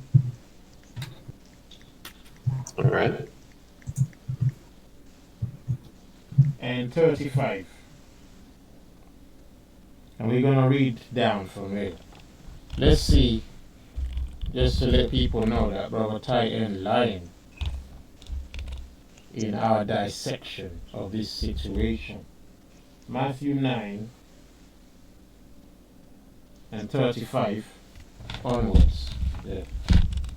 I think we'll round up with this scripture today. So now the 3 hours and see what people think. You got it? Did you find it? I'm sorry, Ty. I keep on going to the wrong website here. Okay. Matthew 9:25. Matthew 9 and 35. Yeah, 35. All right. So, Jesus went through all the towns and villages, teaching in their synagogues, proclaiming the good news of the kingdom, every disease and sickness. Right. Now, how are you going to be healing? How are you going to be going around in all the cities, teaching and preaching the gospel of the kingdom, healing these sicknesses and diseases? How are you going to be doing that if you're trapped in a 12-hour shift? How is anybody going to do that work if we're trapped in a 12-hour shift? Probably on the weekend. On the weekend. when you're gonna rest and regroup your energy and eat well and see the children. I mean, you know what I'm saying. Thanks for the answer, though. I see your point. So yeah, the weekend. Okay. Let's read on. I like that one, the weekend. I like that. Yeah, hopefully your wife and kids can come with you out there too. Well, they'll have to, because if you do it for 2 weeks in a run, they'll be like, hold on, I think you're forgetting something here. We need healing too. Yep. Yeah. Yep. This is the only time, you see what I'm saying? Yes. And you haven't done your laundry yet. You haven't done your laundry or, all the other little things that pile up. Yeah, let's read all those things you do on the weekend, all the things that come about on the weekend. Or the backlog of all kinds of things, All right, let's read on. All right. So, 36. when he saw the crowds, he had because they were harassed and helpless, right, like sheep without a shepherd. They're like sheep without a shepherd. That's what the world is right now. There's people out there right now in all kinds of ways, hungry, in trouble, everywhere on the earth, including where we are. So you see, under our watch, for example, like Christians in the UK, you see children stabbing each other to death all over the streets, from Glasgow to London, blah, blah, blah.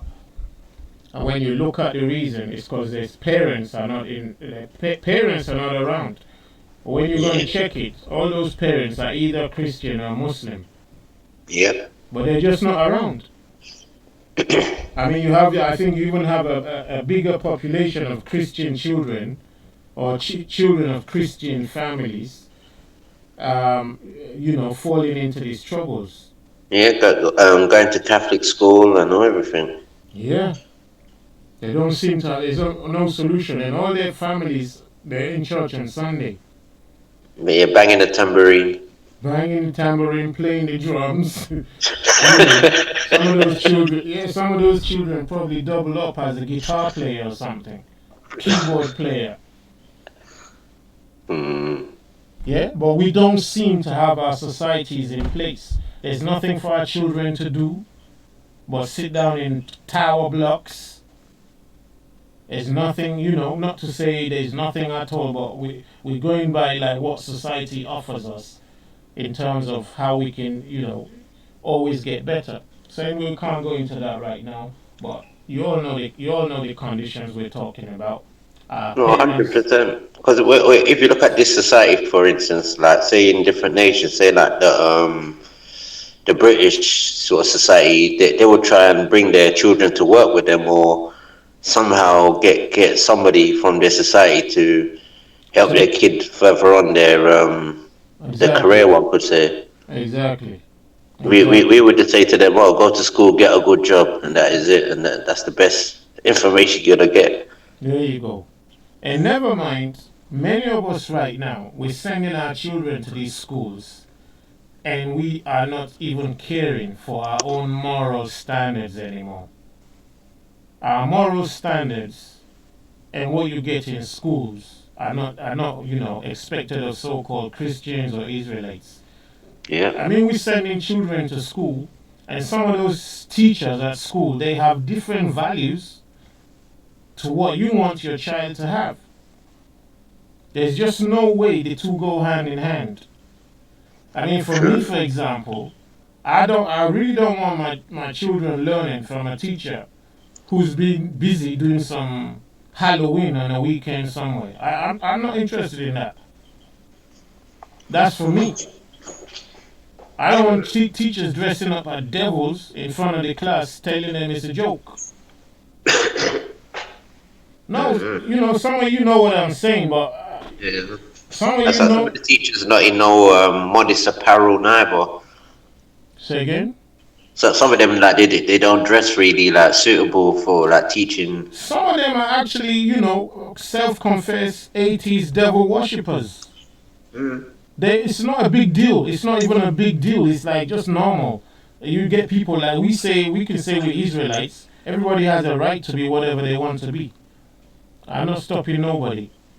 But the problem is, you don't know who your children are being taught by. You don't. True. No, yeah, true. You just know they've gone for 8 hours or what. That's it. I mean, you telling me your child is gone for 8 hours and you're not taking it to mind? So you get children, little boys and little girls out there who go to some schools and their parents are straight, but they go to a school where the teacher is gay or lesbian and so on. The teacher is going to teach the child his own values, even in conversation. I'm not saying it's part of the curriculum, but in conversation, that teacher will impart some of his own opinions to the child. And if your children love their teachers, which they always do, you telling me they won't bring that home? Sure, or pick up a little, they do, they pick up things off teachers, man. Yeah, teacher said it's alright for mommy and mommy to be together. Whether it's good or bad, they pick up a lot of the teacher, man. That's where they learn everything. That's the only place they learn. Home is just where they do the, what do you call it? They do the revision, innit?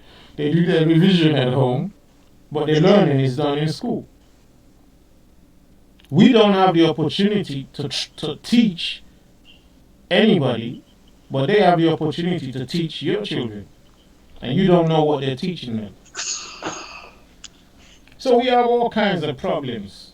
Where it's a value system. Just their presence could tell you a lot as well, like what they stand for. There you go. A child can see that straight away, man. There you go. Because the thing with the children, they know who they can manipulate and who they can't manipulate. Oh, you know that one, don't you? You know that one, don't you? So especially if they see like a man who they know is supposed to be a man and he's got feminine traits. Oh gosh. It's amusement. It's what they call it, playtime times 2 now in the classroom. I mean, let me tell you a little story. I had a little niece. Sometime when she was still young, she was like 4 or 5 or something. She said, "Uncle, uncle, uncle." I'm like, "Yeah, you know, like she's what's it as children do, just coming along with you wherever you're going." And they're like, "Uncle, uncle, uncle. When I grow up, I wanna be." I'm like, "Oh, you know, this little 4-year-old, 5-year-old is already having dreams of what they want to be when they grow up." So as we do, you want to listen, you want to hear it, don't you? Yeah. Guess what she said she want to be? Guess what she said she want to be when she grow up? Huh? Nurse. You wouldn't even be able to guess because your mental state wouldn't even allow you to think that's what she would have said. What, a robber? Now you're going to the deep end right now. Now you're going in the deep end right now. No, she said, "Uncle, uncle, when I grow up, I want to be." I'm like, "Oh, I'm looking down, yeah? Go on, tell me. I want to be a lesbian." What?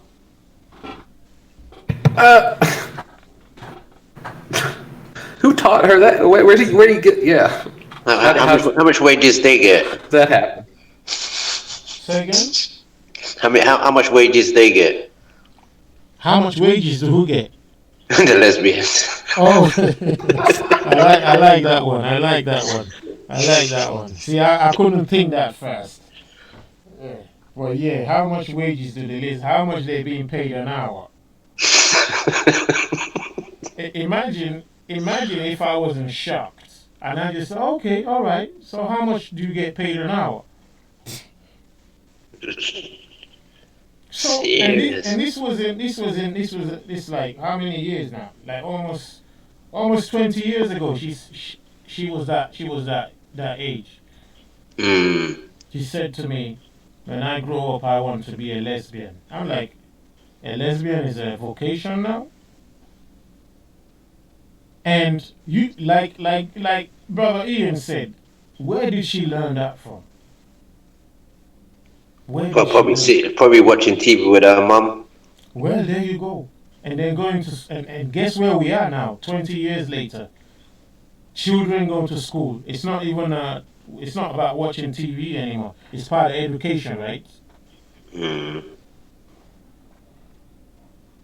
And then that generation, which was her generation, are probably teachers now.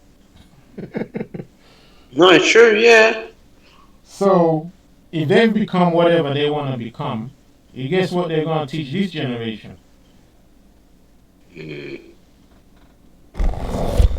So, you know, it's a sad situation because we lose on every front, family. We lose on every front. We don't have anything. We don't have time. We don't have each other. I know some of you think this is all right. I know some of you think, yeah, you know, it's all right. Just pray and sleep and go to work. Just get on with it. But, you know, I'm saying, yeah, we can get on with it, but are we doing anything to support his word? We're not. Because he says, "Come out of her, my people. Come out of her." So, you know, be partakers in her sins and in her judgments. Come out of her. Brother Ian, let's read that scripture to the end now. All right. Matthew 9 and 36. Start from there, please. Yeah. All right, not a problem. All right, so I switched to the King James version. I think I was reading one of the other versions, but that's like the King James better. Yeah. Better. Just sounds better. It's just better wording. Anyways, that's a whole nother topic. All right, so 36 here. But when he saw the multitude, speaking about Jesus, he was moved with compassion on them, because they fainted, scattered abroad, as sheep having no shepherd. Then saith he unto his disciples, the harvest truly is plenteous, but the laborers are few. Read that again. Pray ye. Read that again. All right. The harvest truly is plenteous, but the laborers are few. Hold on there. If Christ was talking 2,000 years ago, when bread in England would still be 1p for a loaf, and people didn't need to work their ass off on a 60-hour job every day or every week, and he said, the harvest truly is plenteous, but the laborers are what? Very few. How do we Very expect the laborers to be anywhere near functionable right now, 2,000 years later, with the price of a loaf of bread almost the same price you'd pay for a car? How are we supposed to do the work right now when you read that scripture and you realize that even then Christ was complaining like, boy, there's so many people to do some work for. There's so much work to be done, but there's no laborers. There's no workers. Are we supposed to believe that 2,000 years later, all of these Christians and Israelites saying they're with the Most High, are we supposed to believe they're really with the Most High? Because being with the Most High is not just by talking, it's actually working, right? But how are we going to achieve the work when we're trapped in monogamy? Which you can clearly see, without even going into the stats, you can clearly see, boy, it's just another institution of slavery for all of us. Monogamy is institutional slavery because it will not allow us to build wealth. If you can't build wealth, how can you get time? How can we have time if we don't have wealth? We're not talking money, we're talking wealth. Wealth is what we have within us. Time, family, access to, Let's read that scripture to the end. All right. Pray ye, therefore, the Lord of the harvest, that he will send forth laborers into his harvest. Read that again for us, brother. Pray ye, therefore, the Lord of the harvest, that he will send forth laborers into his harvest. Read it one more time. Pray ye, therefore, the Lord of the harvest, that he will send forth laborers into his harvest. Now I could, start going into scripture and all that, but I'll only do it one time. This scripture we're reading right here. Pray you therefore the Lord of the harvest, that he will send forth laborers into his harvest. Yeah? Laborers are simply helpers. Helpers is what we saw being given to Adam at the first harvest. The first harvest in Genesis says, be fruit, what? Be fruitful. Well, if you got fruits, you need a harvest. You need a harvest. Be plenteous. Be fruitful. Go on, multiply. Fulfill the earth. Replenish it. Dominate it. Now, how are we, so-called Christians, Israelites, how are we supposed to do that? When there's no workers, there's no laborers. We only got breast lovers. Just to get back to our words. How are we going to do any work when we got breast lovers and we got, we got breast kingdom lovers, breast kingdom laborers? How are we going to do the work? We got breast kingdom laborers and there is no life kingdom laborers. Alright, so this is going to round up. No life kingdom laborers. And how are we going to be able to have that when we don't understand that we're being locked into a institution of slavery? Now, right now, all your family know when you go to Asia, even without going to Asia, they're already telling us that the Muslim population is fast what? Talk to me, Growing. family. It's the fastest growing religion. Why is it the fastest growing religion? Down to population and growth. That's it. They're having 3, 4 wives. And those who have one wife, they have more time to have enough sex to have more children. Am I correct or not? Yeah, 100%. And if they have more sex and have more children, they actually, factually, they've been able to look after them. That's why their numbers are growing. Am I correct or not? Yep. So, Yes. if we continue as Christians and Israelites like this,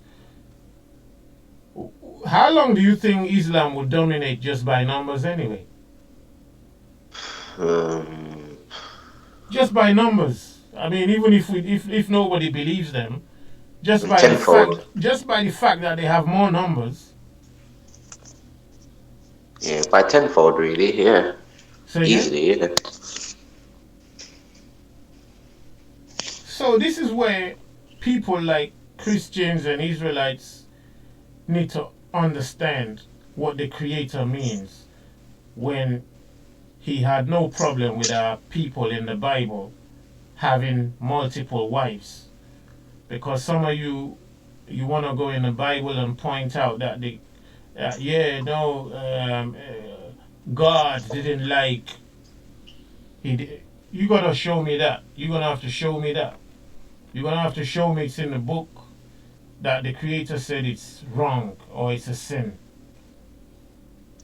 Because you need to factor in all these points we're making. Why would the Western Christian world make a law that you can only have one wife, one legal wife? Why would they make a law for that? But at the same time, they make a law that is good for a man and a man to marry.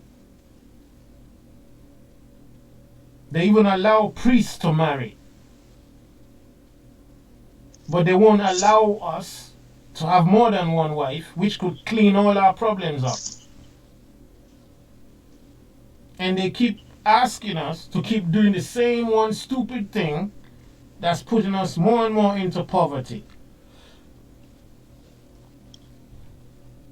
So you're saying the reason, say, like for the black community, because most of the women are trying to be that one wife. If they were able to be multiple wives, there won't be so much friction. Yeah, I'm saying if we were able to be multiple wife-minded, yeah, our situation would improve drastically if we do it right.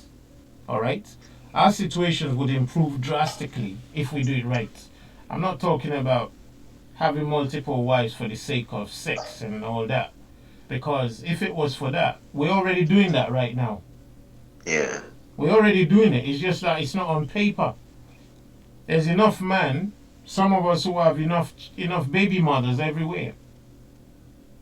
There's no big deal about it. We found ourselves in this problem, here we are. But there's still some coming from behind who don't want to stop anyway. But if we had some direction about what we're doing, we need to use that for our benefit, not for our detriment. Or am I making up a story here? Because we're already doing this thing anyway, aren't we, brother? Yeah, true. We're already doing it. It's just that we're not calling it that. I know enough brothers who have 3, 4 baby mothers, and they're being responsible for those baby mothers as much as they can. As much as they can, all right? But this same woman will tell you that, oh no, I don't want to share my man. You don't want to share one man, but you end up sharing 5 men. True. Come on, you don't want to share one man, but you end up being under every man. What use is it? For the pride? for the self? What about the children? What about our society? Right now in Africa, they're saying very soon there'll be like 1.2 or 1.5 billion people in Africa by the year so and so. By the rate that everything is going, I mean, I went to Nigeria the last time, there was women everywhere. All of them are university. This is horrible, sad story. University women, first year to the last year, they all lined up on the streets. Are you listening, family? Yeah, yeah. Hundreds, if not thousands, all over the universities in Nigeria.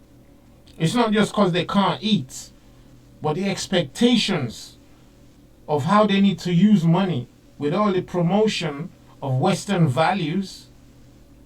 They have to do their hair. Hair alone, while women are paying for their hair, we could build another country. This is real. For what our women spend on their hair every day in this country, we could build another country.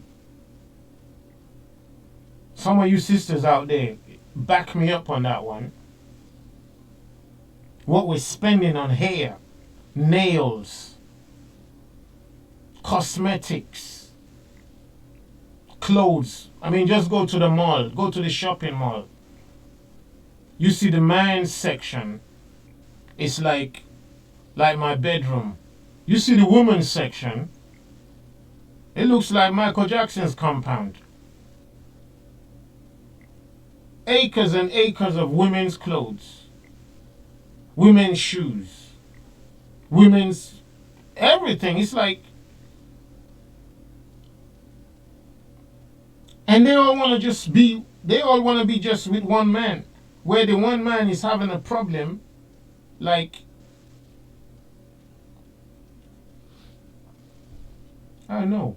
Let me see where we stop with that scripture. Where did we stop on that scripture? Where did we stop on that scripture? I don't know if we finished it already. Yeah, we finished it. That was the last of Matthew 9. It says, pray you therefore the Lord of the harvest, that he will send forth laborers into his work, into his harvest. All right. So I saw on YouTube. I was gonna try and get that video up also. I think he was a pastor in Nigeria, I think, if I'm correct. I can't remember. It might be somewhere else. Who was advocating for polygamy to come back. Because he's saying if we don't bring polygamy back soon, our nation's gonna be riddled with prostitutes. Wow. Our nation will be riddled with prostitutes. Because Nigeria, if it's Nigeria, I think it is, at the moment there's like 200 million people.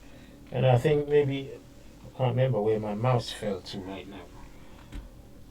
Excuse me. Where's this thing gone? Right.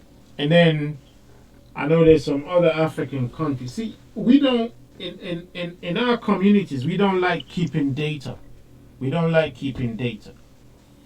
Ace of Judah.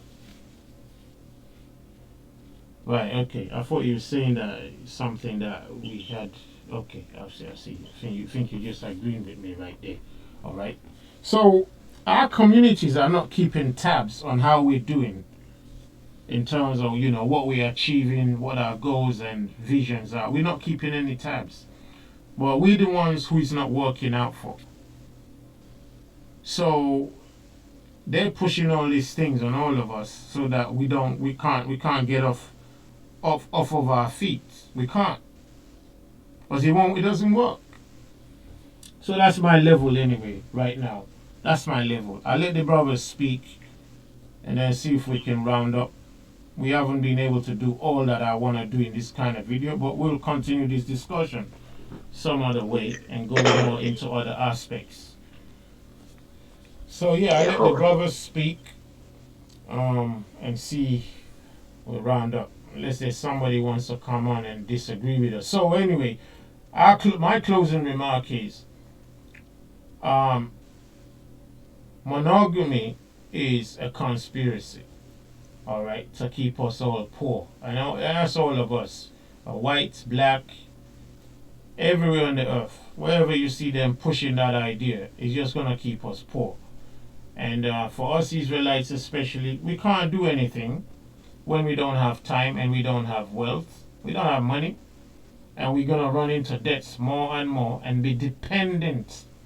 We're going to be dependent on external forces more and more and more and more.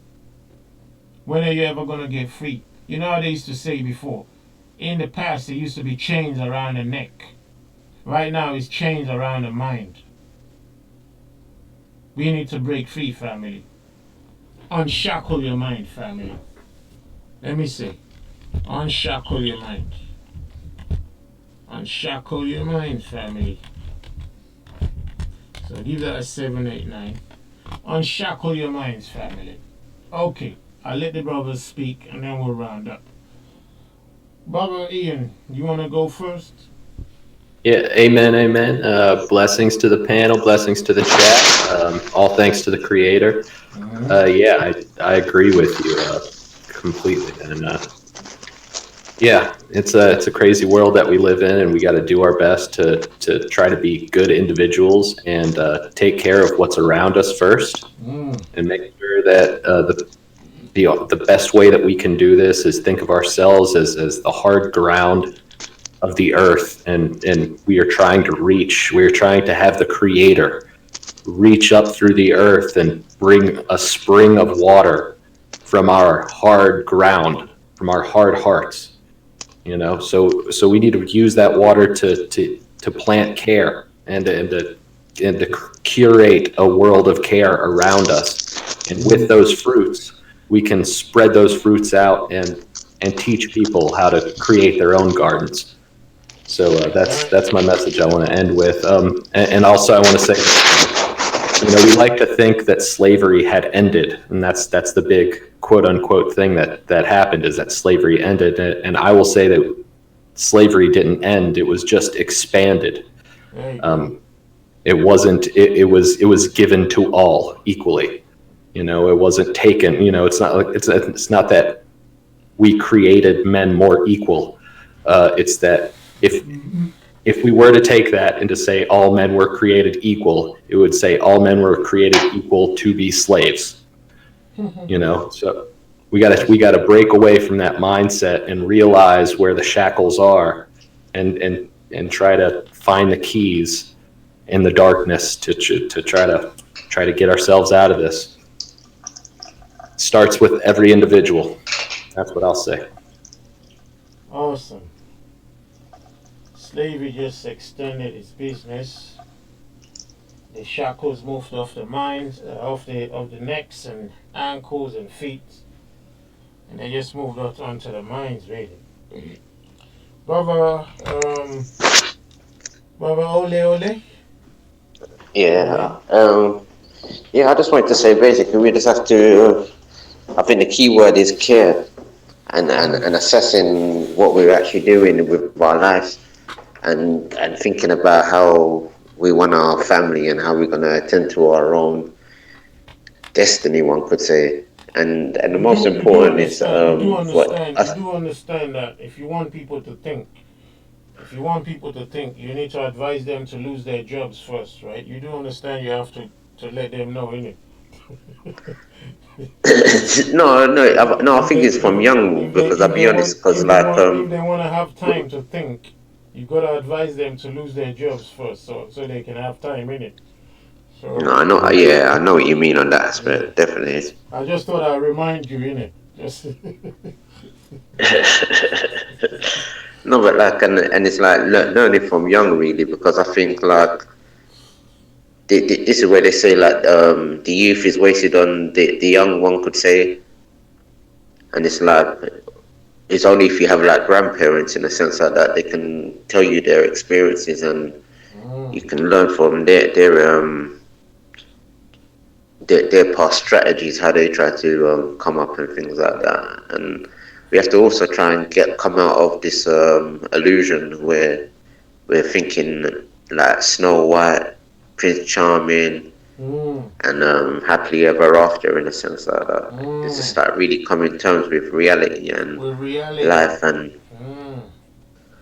also as men, like having more pride in your seed, in a sense like that as well, and women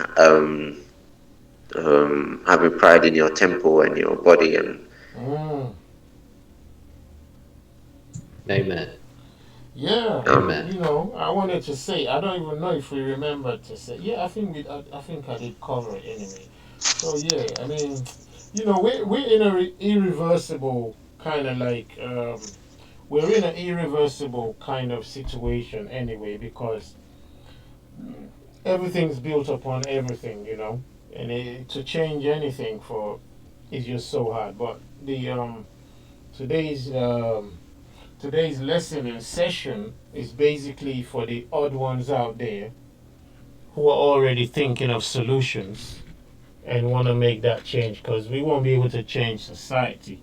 We'll only be able to change a couple of people who would be prepared to do that kind of work, because the odds are stacked against, they're seriously, too seriously stacked against humanity right now for any real change to happen. So as much as the people in, say, America, as much as they want America to change, they don't realize that America cannot change until the followers, the citizens themselves change. Until their desires change, how is America gonna change? Until the desires of the people of the world change, how is the world gonna change?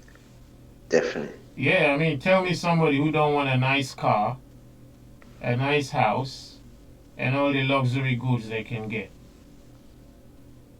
Yeah, that's everybody's dream or aspect to, There you or go. goal to reach for when they wake up. There you go. How are you gonna tell the millions of students who are studying to become every professional thing that when they finish becoming those things, they should go back and live in the farm? How are you gonna tell them that? To go and live frugally, live like a peasant, so that you can conserve society's wealth? Or how are we gonna do that? So it won't happen. So, but the message tonight is just for those who want to see that light, because the message don't stand alone. It goes hand in hand with other kingdom precepts, because the kingdom to come requires a certain different type of mindset. Let me tell you, put this in there before I forget. The kingdom to come requires people who have a mind of building a new type of kingdom. If you don't have that mind in this kingdom, the creator in it is not interested in having you in that one. Are you hearing my thing, family? No, it's true. So, Yeah, and yeah. especially like places like in one could say biblically, spiritually, say in Babylon, there's so much issues and mental problems we are all going through, in a sense like that. And it's like if we don't take time to actually care and stay attend and see what's um or yeah, just care and see of each other, in a sense like that, and take time, we're gonna make the very harsh mistakes, one could say. Exactly. I mean, the creator is saying that anyone who doesn't hate this world, anyone who does not hate this world and everything in it, including mom, dad, family, if you don't hate this world that much, you can't love his kingdom. That's what he says in his own book. He says if you don't, you can't. Because it's not so much just to hate this world for the sake of it, but that's the only thing that will make you love the one to come. And if you love the one to come, you'll be prepared to put in the work for it. That's why it's important. So when he sees that you have an absolute hate for the system of this world, I'm not saying for the people, but for the system of this world, and then you want to see a better world. And once you know that He's promised that kingdom for us, then it needs some work and to get people to go into that kingdom. So that's why He wants us to have the mindset to hate the system of this world, which He says, come out of our my people, come out of our my people, so you be not partakers of our sins and her judgments. We got to come out of it spiritually and mindset. It's no use talking that, yeah, we love the Most High, but, so anyway, that's it. That's the thing for tonight, for today. If you're just joining us, we're rounding up right now. I don't know if we can take some questions off of the live chat. Otherwise, we're going to round up. So I'll say thank you to the brothers who came on the panel, to Brother Ole, and to Brother Ian. Thank you to both of you brothers. I appreciate that. Thank you. Thank you to both of you guys as well. Thank you very much. Blessings, blessings. Yeah, enough respect. Yeah, pray for strength for your families and your conditions and situations.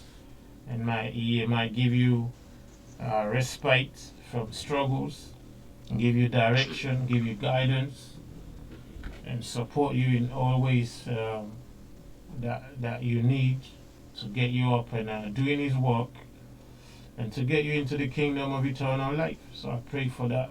Say I share to that. And all of you in the chat, in the live stream, shalom to you. Thank you all for coming in. I hope you've enjoyed the lesson on this session, and you understand what we're saying. We're gonna try and build on this same title in the weeks to come. I'm sure about that. We'll be doing a little bit more explanation into it, so people can see exactly what we're trying to say. All right, and then maybe go into more practical applications of what we're trying to talk about. All right. So with that said, shalom to all the family out there. Thank you for coming in. It's your brother Ty and the HIT. Please hit the like button, the subscribe, the notification, the share, and when you can, support us. Go to the links on the channel. Support us if you can. That will be life to you. And hope we'll see you on the weekend somehow. Shalom, shalom over here to all Shalom, of you. Shalom, shalom, everyone. Shalom. Shalom, shalom. Thank you, brothers. Shalom, yeah. Thank you. Thank you.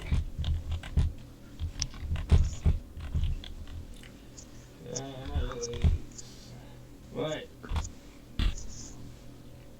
Shalom to you, brothers. Shalom. Thank you.